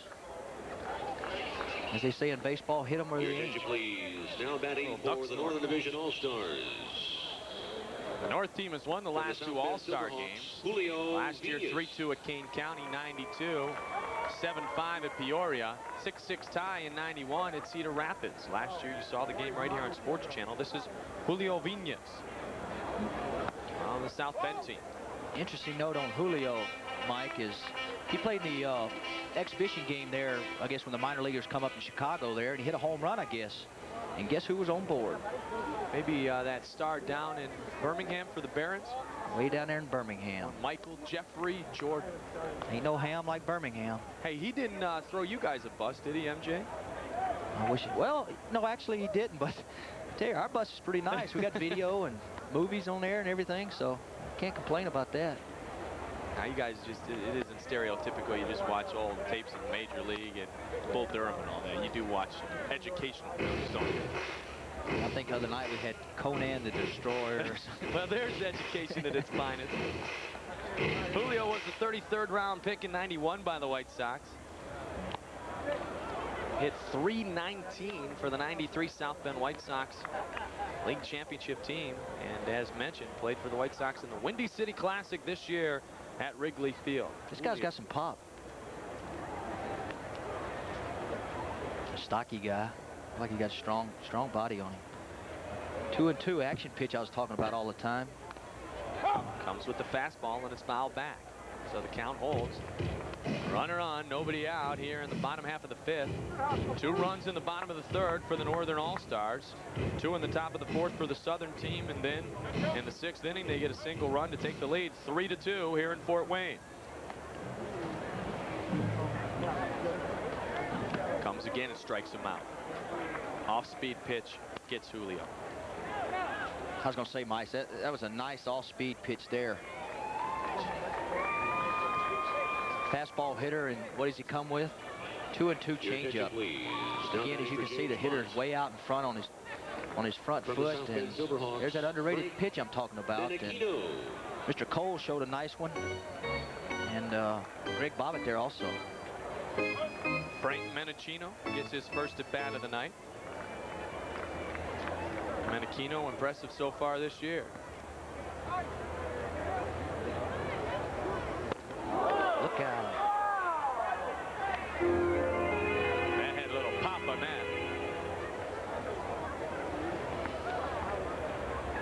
came way inside on Frank Menachino. Can you imagine back in the old days not wearing a helmet? That's just hard to me to believe, but wow. Not surprising to see Menachino on the base pass, 4th best for on-base percentage at .419. 10 doubles, 4 triples. 23-year-old plays for South Bend, Staten Island, New York.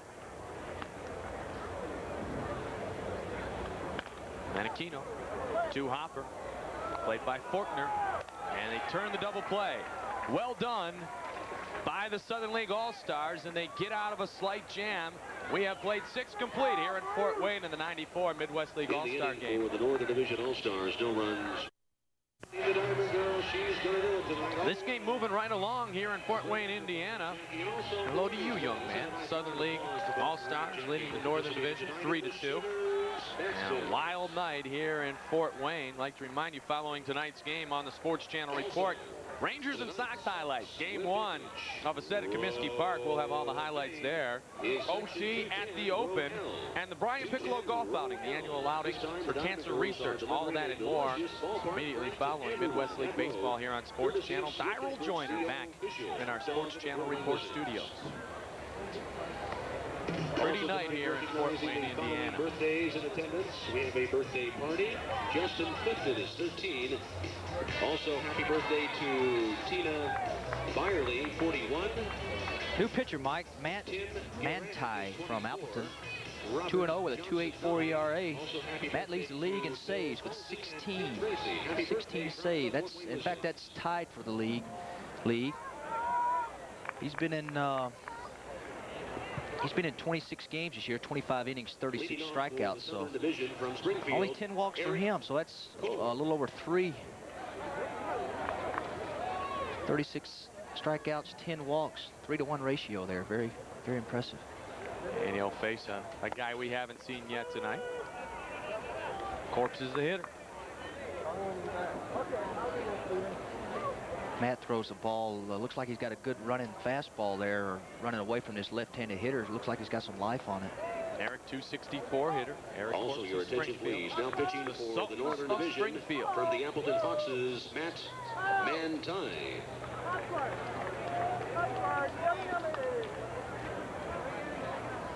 Eric Corpse, 30th round pick from Carolina. Peoria, Arizona last year.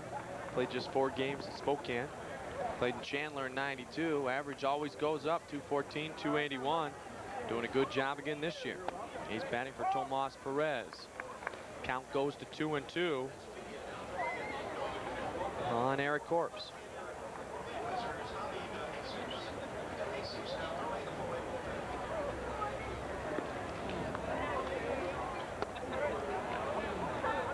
Fastball up in the zone, Mike. You could tell Matt there, he got underneath that pitch. Talked about the saves. Matt impressive this year. Tied for the league lead with the young man from Madison, Sean Malone and Sean Hill. Got him. That's a nice running fastball away from the left-handed hitter there on the outer third of the plate. As we'll see it here. Right by him. Now batting. Manti has a good velocity. You know, he's usually as a short reliever coming in at the end there, you're basically a 2-pitch pitcher, and you got one going for you, and it looks like his fastball is his dominant pitch here. Gary Phillips comes to the plate. Gary grounded out in the 5th inning to the second baseman. The 1-0 delivery. Swung on right back to the pitcher. Matt handles it and quickly 2 away.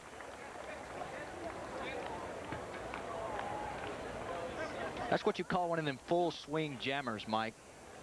That ball looked like it was hit hard, but actually in all actuality it was off the handle of the bat. Just like a changeup coming back to the pitcher. It's like the pitcher throwing a changeup to the hitter. He hits it back at him, and that ball wasn't hit that hard. Joe McEwing, one of the few guys we saw at the beginning of the night, still playing in the baseball game. Joe, 1 for 3. Singled to left center field in the 1st inning. Popped out in the 5th. 5-3 in the 3rd. He's got his 2nd hit of the night. Ground ball right side. McEwing pretty impressive this evening, 2 for 4. Yeah, Mike, we talked about him earlier.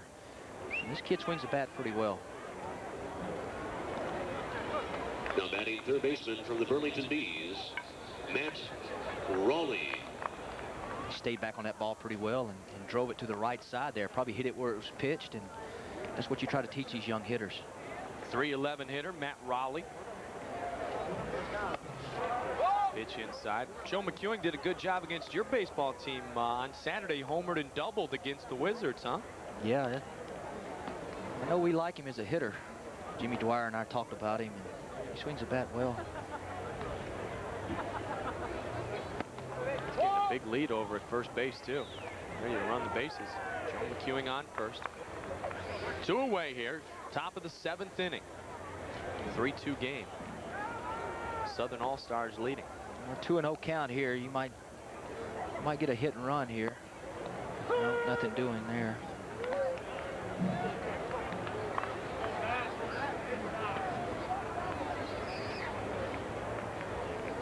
Matt had to come with a strike, and he did. So Raleigh to face the 2-1. Runner on the way. Got a great jump, and he is in there safely. I'll tell you what, Joe McEwing got an awesome jump at first base.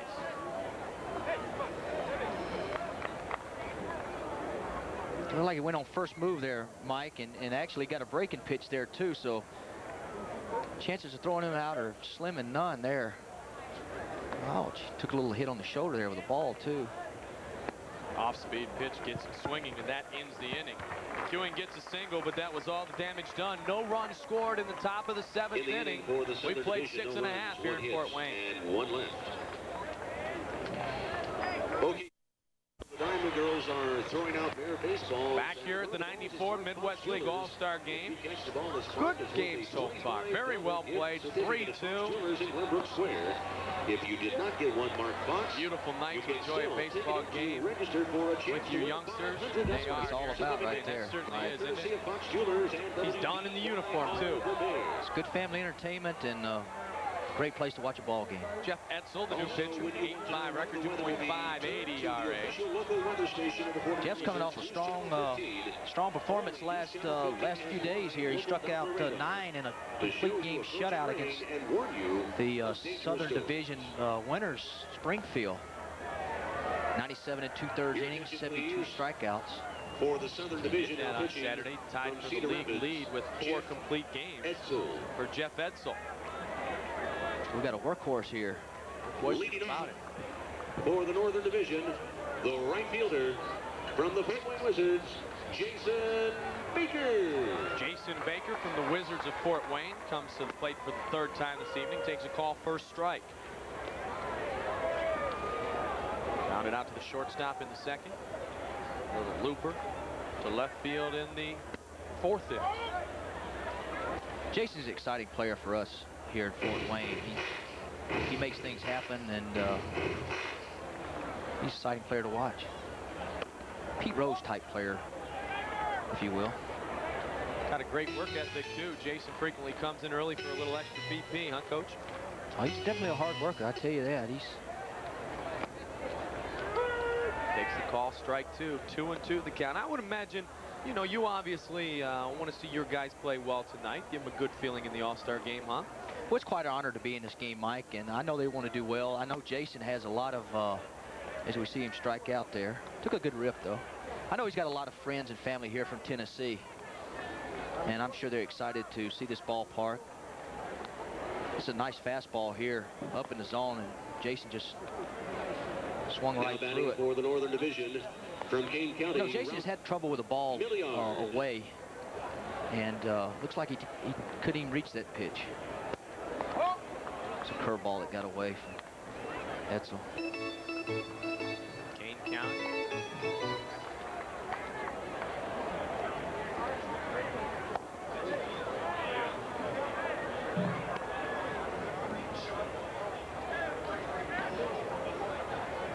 Ralph Millard is the batter. 294 average, 29 RBI. We've got Millar and Millard, both from Kane County, in the baseball game tonight. We've already seen Kevin Millar with a couple of hits and scored a run this evening. This is the first appearance for his teammate. Pitch misses. Count goes to 3-1 to Millard. Ralph Millard, 294 hitter this year. Impressive. Went after that one, foul ball, left side. Edsel looks like he comes straight over the top. Like he's got a kind of a boring in fastball. He's thrown 97 innings this year. That's among the league leaders. Interesting note on Ralph, from the Netherlands. Was born in Caraco. Laces what could be a base hit. Had to double pump, did the shortstop. I have a feeling they'll score that a hit because that was well hit into the gap. Take a look at it again. Fastball up and out over the plate. Get up between the third baseman and shortstop there. And shortstop wisely, I think, held on to that one. Corpse double pumped and couldn't get a hold of it. Eric tried to make the play deep and short, but could not do it. Had to move back outside in the grass. Faking going was Millard. It kind of interesting on Ralph Millard, born in Caraco, lives in the Netherlands, played for the Netherlands national team. Tied for the league lead in runs with his teammate Billy McMillan with 51, 17 doubles. You get a look at Sal Fasano, his first trip to the plate. Here's your home run hitting contest winner. This guy swings the bat well. He's aggressive at the plate. I've seen him hit some balls a long way. As I mentioned earlier, we have a left field line here, left center on to the center field. Down the line, we have a screen that goes up. He cleared the screen one night here and hit the ball on Coliseum Avenue back there. Takes that off-speed delivery for a strike. He has done some damage this year in the Midwest League. Number 3 in RBI, 6 behind our good friend Benji Simonton of Clinton and Dave Matson of Madison. Chops that one back at the mound. Only play will be to first base, and they'll go that way. Quick throw to second, not paying attention, was the second baseman. So a quick throw over to second, sleeping on the job, Gary Phillips, and the runner advances to third. Ralph Milliard makes it over to third base on the throw. Mr. Rock having a little trouble there from the ball hit him in the bullpen coming down, and much less coaching third base. Fastball out over the plate. Fasano way out in front. The first baseman from the Beloit. It's a wise move by Edsel to go to first and get the out, and then actually the first baseman kind of surprised the second baseman there and threw the ball down to catch the runner off second, and runner goes down to third base here. 2 outs. Can score on a wild pitch. Fitzpatrick, the batter, takes high. This is a big run here on third base if they can. Will Fitzpatrick from the Brewers of Beloit. Just caught the outside corner. Tying run at third base. It's a big RBI for Fitzpatrick here. Bottom of the 7th inning. You get a look at the base runner, Ralph Milliard. Trying to steal home. Not going to make it. Wow. Well, it was an idea, but it did not work. And that brings the inning to an end. As Rock wants to talk about it for a second. Well, we've seen pretty much everything, and add that to the list. But still, the threat squandered as the Southern League goes into this break with the lead 3-2.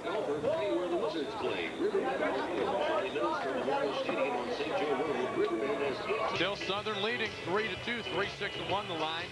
2-8-2 for the Northern All-Stars. Wild way to finish the inning, huh, Stu? It's very unusual here with a left-handed hitter up. They're trying to steal home. Pitcher going out of the windup, and obviously he didn't check the runner, and Mr. Rock must have thought they had a good chance of stealing home here, and as you can see, it was a very close play. Looks like the runner knew that he was out from the word get-go there. Didn't even attempt to slide, try to dodge around and touch the plate, but very unusual with a left-handed hitter up there. At least he's getting a kick out of it, huh? Enjoying his all-star experience. One of your boys taking the hill, too. Oh, Javi. Javi out of Louisiana. 5-2 with 0.93 ERA. He saved a couple games. 38 2/3 innings, 55 strikeouts. And guess what his main pitch is? The changeup. And you'll see some here. There it is, first pitch right there. Javi's done a fine job for us out of the bullpen here in Fort Wayne. Anywhere from middle relief to closing ball games out for us. Benji has struck out on 2 occasions tonight. This is his 4th trip to the plate. 5-3 in the first. Javi's definitely a finesse type pitcher. He's not overpowering, but his changeup makes his fastball that much better. There you see it right there. It was 2-1 in the count there, and Benji got a changeup, which Javi could throw that pitch in his sleep. Javi was 9-0 for me last year in Elizabethton in the Appalachian League. And there's a nice fastball in the outside corner there. And he got it. Benji goes down and strikes again. I think Benji might have been looking for the changeup. Now batting for the Southern Division from Peoria, Brandon. They say in baseball he's looking for the local and got the express. Brandon Pico. First pitch just misses. Javi does a nice job of setting him up, doesn't he? Very well. Mixes his pitches well. You can see already he's just faced 1 batter. Javi comes in with the number 1, and the count evens at 1 apiece. 1 away here, top of 8. Pretty much been a pitcher's night. 14 hits, 5 runs scored. Javi pitched 1 inning in the exhibition game against the Twins this year, and Shane Mack led off the inning with a triple to deep center field off the wall, and Javi left him stranded out there. Came in and got a pop up, and then struck out Scotty Leas and Pat Mears, 2 big league hitters. So nothing wrong with that performance, huh? Did it in front of the right people, I guarantee you that. You got that right. Comes inside, misses. Count goes to 3-1 to Brandon Pico. Top of the 8th inning. Southern All-Stars leading the Northern squad 3-2. Mike Goldberg, Stu Clyburn here in Fort Wayne. Choked up, throws it up towards center field. Wide array of gentlemen converging, and Milliard finally makes the play. There's 2 away. Well, as you can tell, Javi's only walked 13 batters the whole year, and he's got to get the ball over the plate. He does a fine job for us in Fort Wayne. Now batting from the Peoria Chiefs, Gabe DeRoss. It looks like we got a pitching change here, and before the game I talked to Tom Bergmeyer, the pitching coach, and he said he's going to try to get every pitcher in the game. So obviously he was going to have to take somebody out in one of the innings to get everybody some work. So looks like that's what's happening here. Javi did a good job.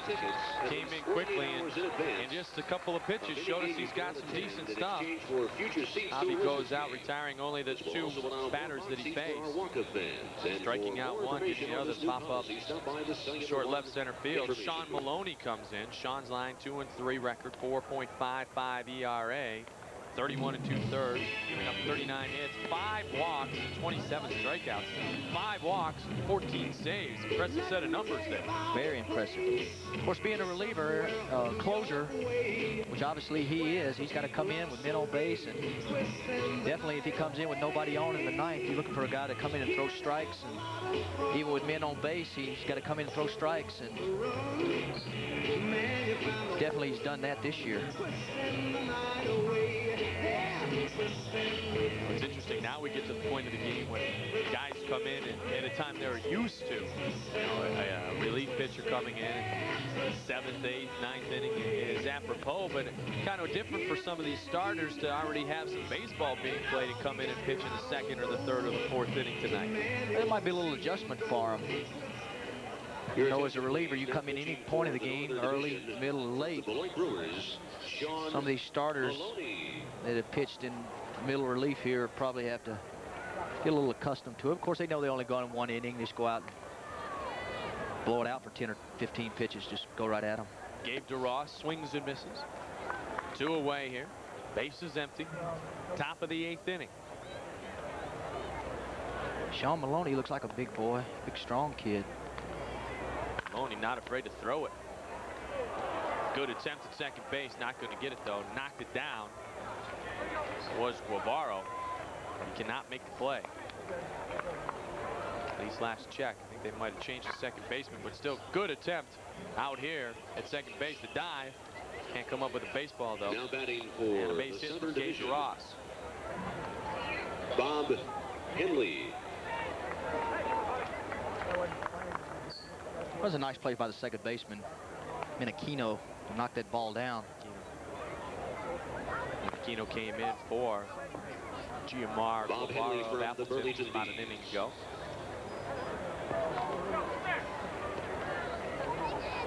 So Henley now.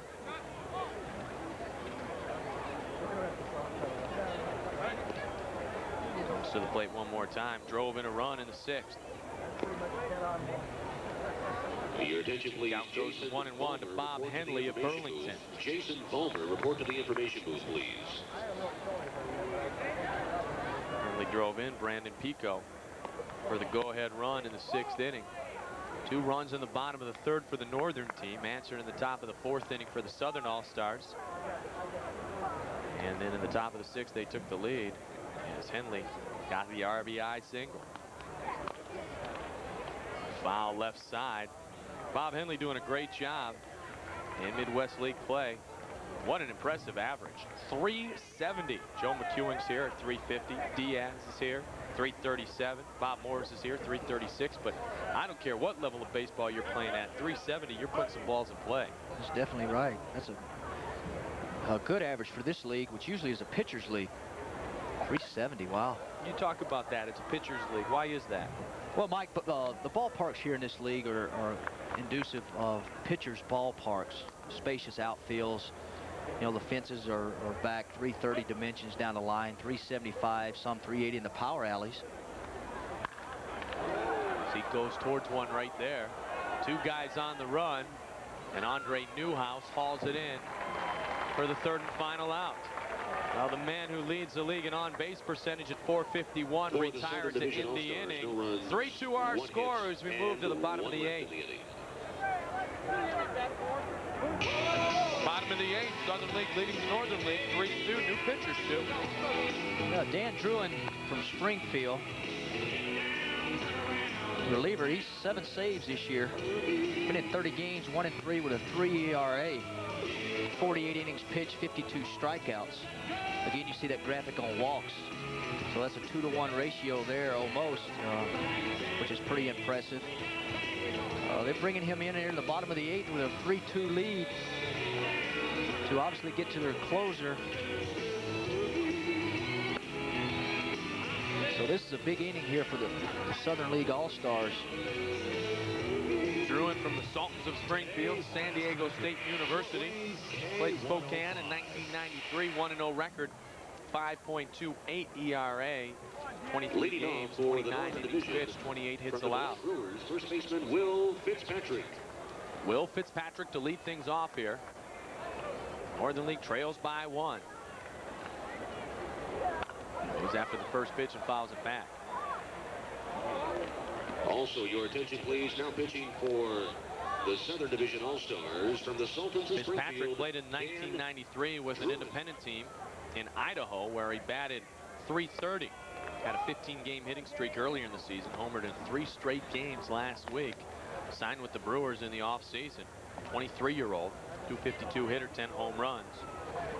34 RBI. Count is 2-1 to Will Fitzpatrick. It's like Dan tried to overthrow that ball and just call staying within yourself and not doing any more with the pitch than what you can possibly throw it. Caught the outside corner there. 2-2 the count. Made the adjustment right there and got back even in the count.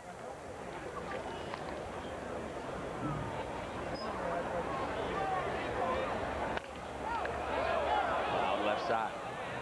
Look out down the left field line. There's a breaking pitch there.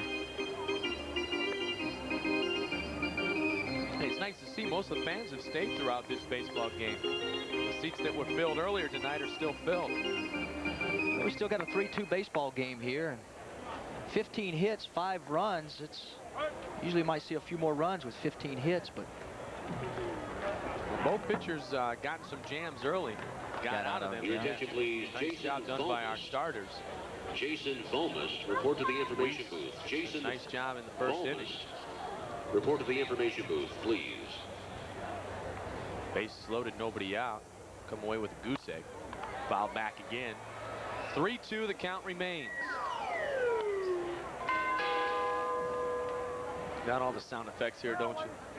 They do a fine job here. Got a nice scoreboard. Audio test, 1, 2, audio test, 3, 4.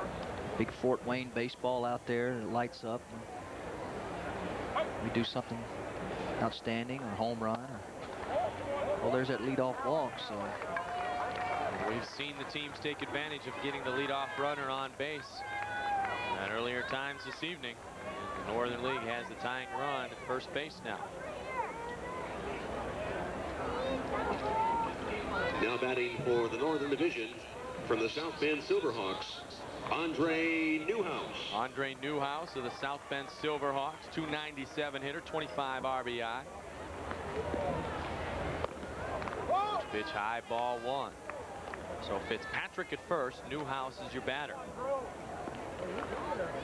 Newhouse, 13 stolen bases, named to the team when Brian Banks, formerly of Beloit, was promoted.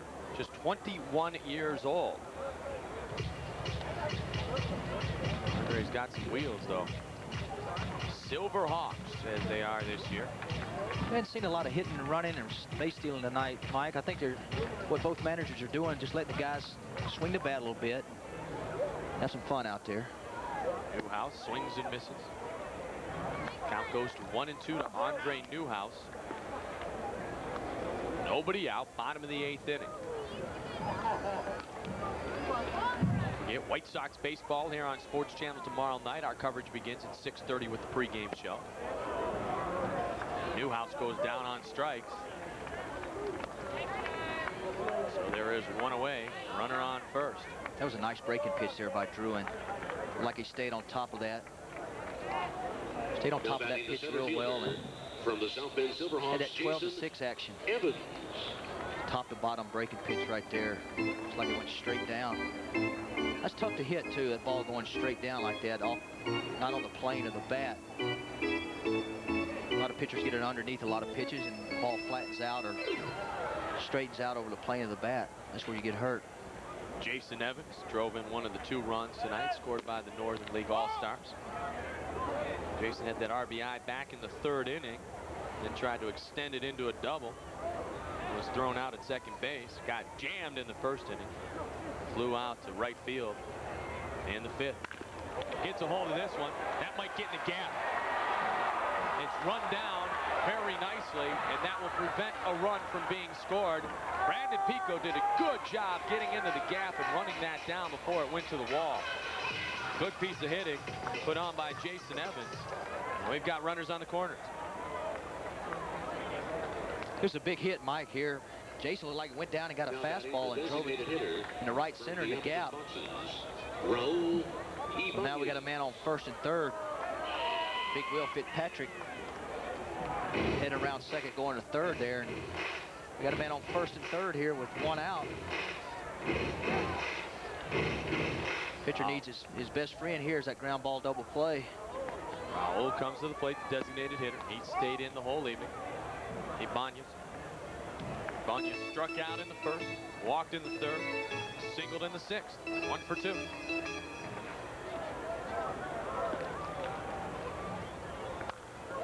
Fouled it back. 1-1 the count to Raul. Like to tie this baby up. I was thinking we go extra innings here. I hope Tom Bergmeyer has enough pitching over there with the North squad. He's used all his guys, and I think the guys that he's not going to use are not eligible to pitch because of the pitch count they've had coming into the All-Star game. They worked a few days ago and probably not eligible to pitch tonight. There's your base runner at first, Jason Evans. And Will Fitzpatrick at 3rd, the tying run for the Northern All-Stars. Pitch on the way. Popped up, foul, 3rd base side, run down. That is a big out. Very big out, Mike. Give Druin credit on that. He made a nice pitch when he had to, and you know that separates the quality relievers from the guys that can't get out of an inning, is making quality pitches at a quality time.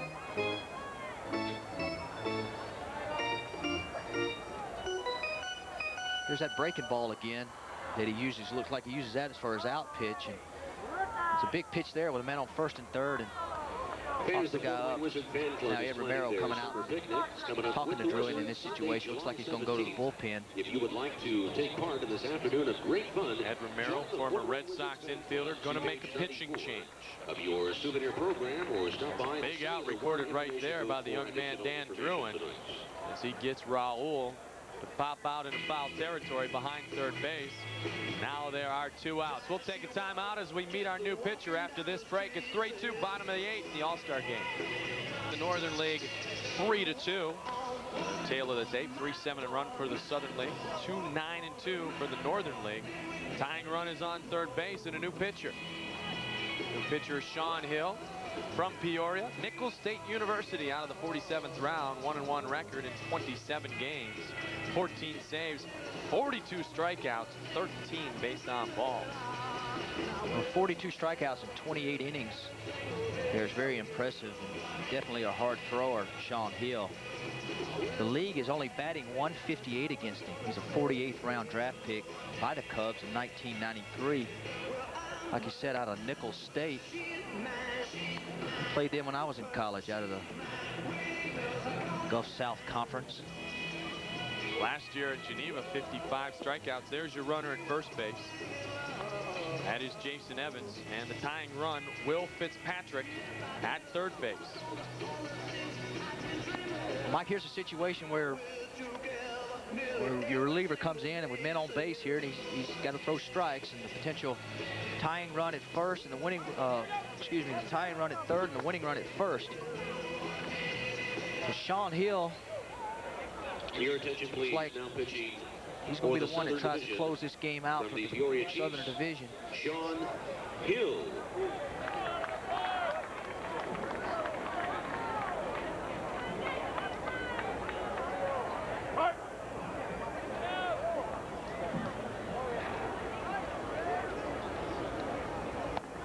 First pitch outside. Called strike, got the outside corner. Julio is the man right now. Julio Viñas from the Silverhawks of South Bend struck out in the 6th inning. I don't think Julio liked that call strike there. Comes with the heat again, just missed the outside corner, not far away from that first offering. Steve Willard behind the plate tonight. He's done a fine job tonight, I feel like. You and I talked earlier, for the guys in blue, this kind of an all-star experience for them. They earned their right to call this game. Sure. They also, most of them have aspirations and calling balls and strikes at a higher level than single-A baseball, just like these young men do. And you know, Mike, as a pitching coach and managers in the league, those guys are learning like the kids, and sometimes we forget that and argue strikes, balls and strikes and calls and stuff. But these guys are learning just like the players are, and you have to remember that sometimes. The 1-2 pitch, 2 outs. Tying run on third, misses with the off-speed offering. 2-2 the count. The top of the hour, 10 o'clock. For those of you looking for the Sports Channel report, Tyrell Joyner will follow immediately on Sports Channel our telecast of the 1994 Midwest League All-Star Game here from Fort Wayne, Indiana, Memorial Stadium. Runner going, and he struck him out. So he came in and did the job, and the Northern opportunity squandered here in the bottom of the 8th inning. So we have played 8 complete, and the score is 3-2 in the 94 Midwest League All-Star Game from Fort Wayne. Presentation of the Midwest League All-Star Game. Mike Goldberg with Stu Clyburn here in Fort Wayne. 3-2 our score. Southern League leading.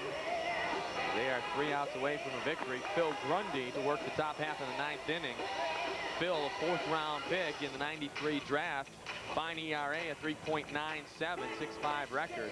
54 strikeouts and 70+ innings pitched. 1 complete game on the year. You know, earlier we were talking about the great names that have appeared in the Midwest League All-Star Game. Here's some more for you. Reggie Sanders, Kurt Abbott, Scott Radinsky, Matt Walback, Chuck Carr, Delino DeShields, Greg Vaughn, Todd Zeal, Jerome Walton, Mark Grace, Larry Walker, Dwight Smith, Craig Maddox, Rob Dibble, Brian Harvey. You want some more, Stu? Yeah, that's some interesting names there. I tell you, Brian Harvey. Sean Small Dunston, sidekick. of course. Sean Dunston at Quad City was the MVP of the game. Terry Steinbach, Tim Belcher, Ruben Sierra, Devon White, Ron Karkovice, Yvonne Calderon, Jim Eisenreich, Gary Gaetti, Dave Stewart, Willie Wilson. Don't tell me we don't have some of the stars of tomorrow. And way back in 1968, Vida Blue, Carlton Fisk, George Hendrick. And in 1967, Carlos May played with Appleton. Your attention, please. Now pitching. The All-Star for the game in Northern the Midwest Division League has from the been Rockford Royals, contested Phil since Lundy. 1964. Leading off for the South Southern won over Division the North team All-Stars 4-3. from the Burlington Bees, John 1,272 fans. What a difference the years have made now as the attendance is way up. We are in the top half of the 9th inning. Phil Grundy on the pitch for the Northern All-Stars, Mike. His job here is to get 3 up, 3 down, and get the Northern All-Stars back in the dugout, let them get out and swing the bat, bottom of the 9th.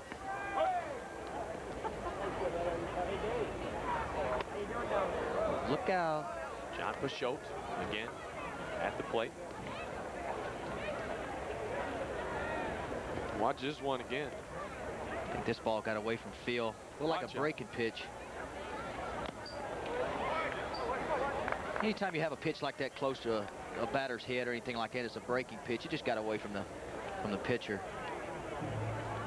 Here's a situation where Grundy, he's a starter, been a starter all year, and now he's in the 9th inning here trying to get the Northern All-Stars back in to swing the bat, and does a good job there with the first hitter on a breaking pitch. Like he dropped down a little bit. He fooled young John a bit, didn't he? Oh yeah, bad. No fishing there. now batting from Springfield, Sharp bite Eric on that one. Core.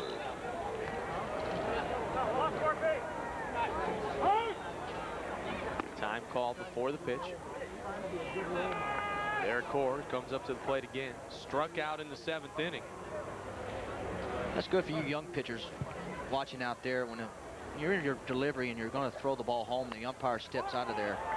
Oh, this is a nice bunt down the third base line here. Him. He's got some speed. We talked about that earlier. Eric lays down the perfect bunt down the third base line. And a runner on with one away here in the top half of the 9th.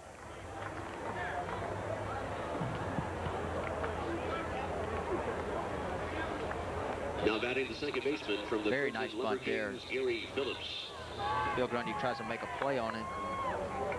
No play there. In fact, he should have held on to that ball. Eric had a 5-hit game in the rookie Arizona League earlier. This might be trouble too, and it is. 2 base runners on here in the top of the 9th for the Southern League All-Stars. The second baseman could not handle. The center fielder now batting from the Madison Hatters, Joe McEwing.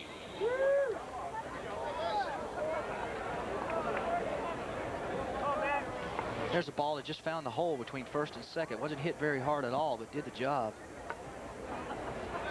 It's one of those hits that a hitter loves and a pitcher can't stand those. Manichino just could not get down on. Grass kind of ate it up. Off-speed delivery, curveball. 1-0 the count, 2 on, 1 away, top of the 9th inning, 3-2 our score, 18 hits in the contest, 9 apiece. Here's McEwing up. He's had a couple hits tonight already. Had a single in the 1st inning, a single and stole a base in the 7th, fouls it back. Count evens at 1 apiece. Joe's put on a nice performance this evening. Been an impressive opportunity to watch him. He's second in the league in hitting with a .350 average. He's in a key situation right here, up 3-2 with a man on second to give the Southern League a little breathing room here going in the bottom of the 9th. And in the dirt, gets away from the catcher. And the runners will advance. Wild pitch there. A little insurance potentially here, huh? There's a lot of difference going in with a 5-2 lead, 3-run lead in the bottom of the 9th and 1 run. I guarantee you that. So, like you said, Mike, this is big 2 runs right here if they could get these in. Now it looks like they're going to go ahead and put Joe McEwing on first base. I think John Mizrock's making a wise move here with McEwing 2 hits already tonight. Load him up and take the bat out of his hands and See if he can get a ground ball double play here to get him out of the inning. Third baseman now batting for the Southern Division. Guess who's up, though? The Burlington Bees. Matt Leading Raleigh. home run leader in the league. Matt Raleigh from Burlington. Should be an interesting matchup here. Matt hadn't got the wood on the bat too often tonight. That one foul ball screamer, but that was about it. So one away, bases loaded, fouls it off. It's like Grundy challenging Also there. tonight we have a correction on the You SXP said when we attendance came in, the for pitcher's job right now is to get his team back in place. Let them have a chance to tie up this baseball game. 5,020. Trouble in not being And able the to Fort complete Wayne that Wizards, job thank right you now. for your support. Bases loaded, one away. Here's the 0-1, misses 1-1 to count.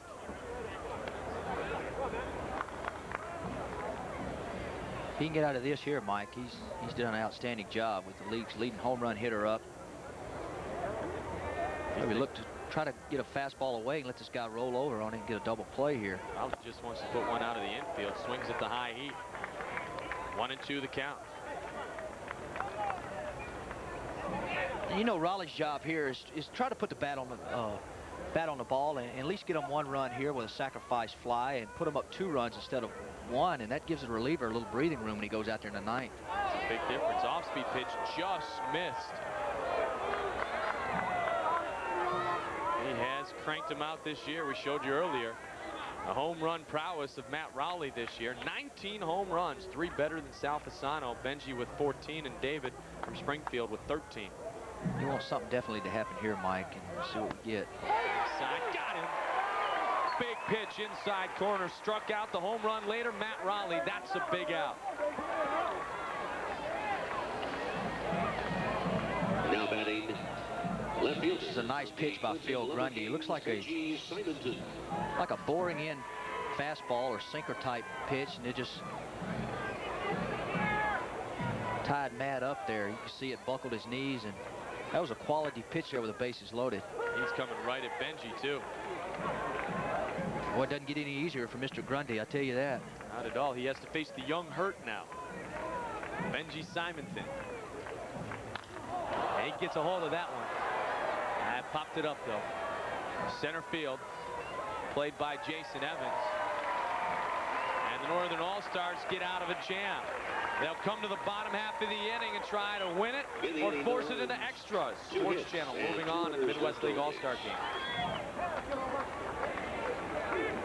Bottom half of the 9th inning in the 1994 Midwest League All-Star game. Sports Channel tail of the tape, 3-9-1 for the Southern League All-Stars. Northern League All-Stars, 2 runs, 9 hits, and 2 errors. 18 hits, 5 runs. Good offense tonight, some good defense, some good clean fun. But I'll tell you what, Northern All-Stars not satisfied with the situation they're in right now. Got out of a bases-loaded jam in the top half of the inning. Gave themselves the opportunity to come back and win this baby in the bottom half of the 9th. Leading off for the Northern Division from the South Bend Silverhawks, Frank Menachino. Frank Menachino. Pitch inside. This is a big out, this first hitter, Mike. Get a big, this is the first hitter of the inning here. Bottom of the 9th with 1-run lead. If you can get this first out here. Menachino fouls. Get out into the seats. Once again, your game sponsors for Pitcher, the big 1994 boost of Midwest League confidence here All-Star to get game that tonight first at out. Memorial Stadium. Kraft, Well, I suppose if Bob Carrollson was a Northern All-Star Comcast, fan, he would say, get and fouled. the Sports Channel. While Nighthawk and Duke with the call, game 2, the Texas Rangers and the Chicago White Sox. Right here on Sports Channel, our coverage begins at 6:30 with the pregame show, 7 o'clock from Comiskey. Popped him up. And there's one away. Big out there, as I was saying earlier. Tell you, Mike, the Hawk was one of my favorites as a kid growing up.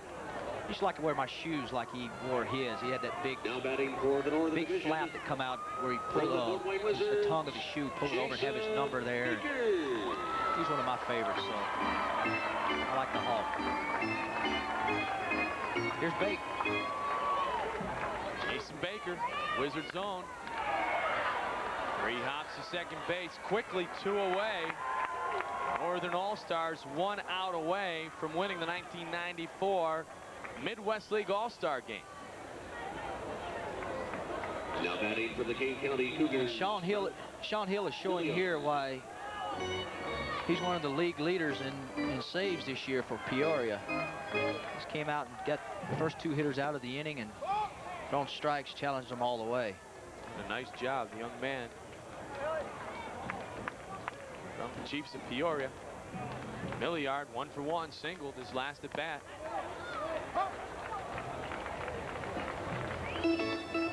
Milliard tried to steal home. Didn't work very well. He got a kick out of the attempt, right? Made it over to third base in the 7th inning.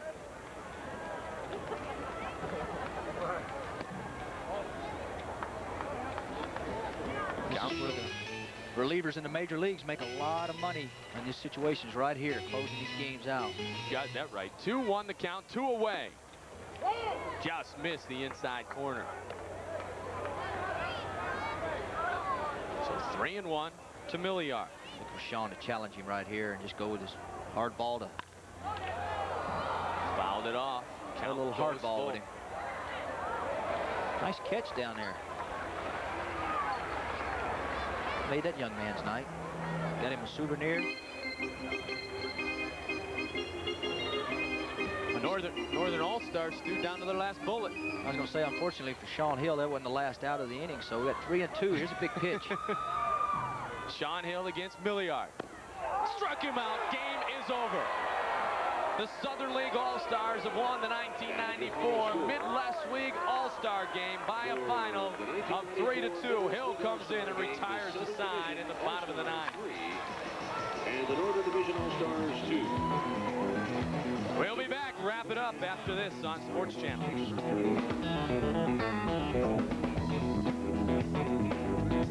So there's your final numbers for the 1994 Midwest League All-Star game. Southern League All-Stars, 3 runs on 9 hits, 1 error.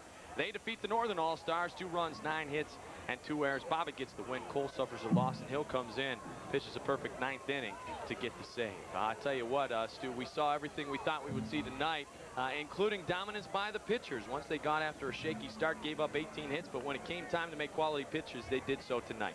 They definitely did that, Mike, as we alluded to earlier in the game. We thought this would be a pitching game, and you see 18 hits up there, so got a little bit of hitting and some quality pitching when men on base. Yeah, they did. Stu enjoyed working the game with you tonight. You can get back to working with your pitchers when you get a day off, right? Mike, it's been a pleasure, and I've enjoyed it. Thanks for Sports Channel. Enjoyed working with you. We enjoyed having you. This game was produced and directed by Michelle Zufanti Godwin. The coordinating producer is Tim Sutton. Our graphics coordinator doing a great job keeping us up to date tonight, Doug Stanton. And our assistant director, Mark Brady. The executive producer at Sports Channel is John Toohey, and remote facilities, as always, provided by Trio Video of Chicago. For Stu Clyburn, I'm Mike Goldberg saying so long, everybody. Once again, the final score. Southern All-Stars win 3-2. The preceding has been an exclusive presentation of Sports Channel. Now let's check back into our Sports Channel Report studios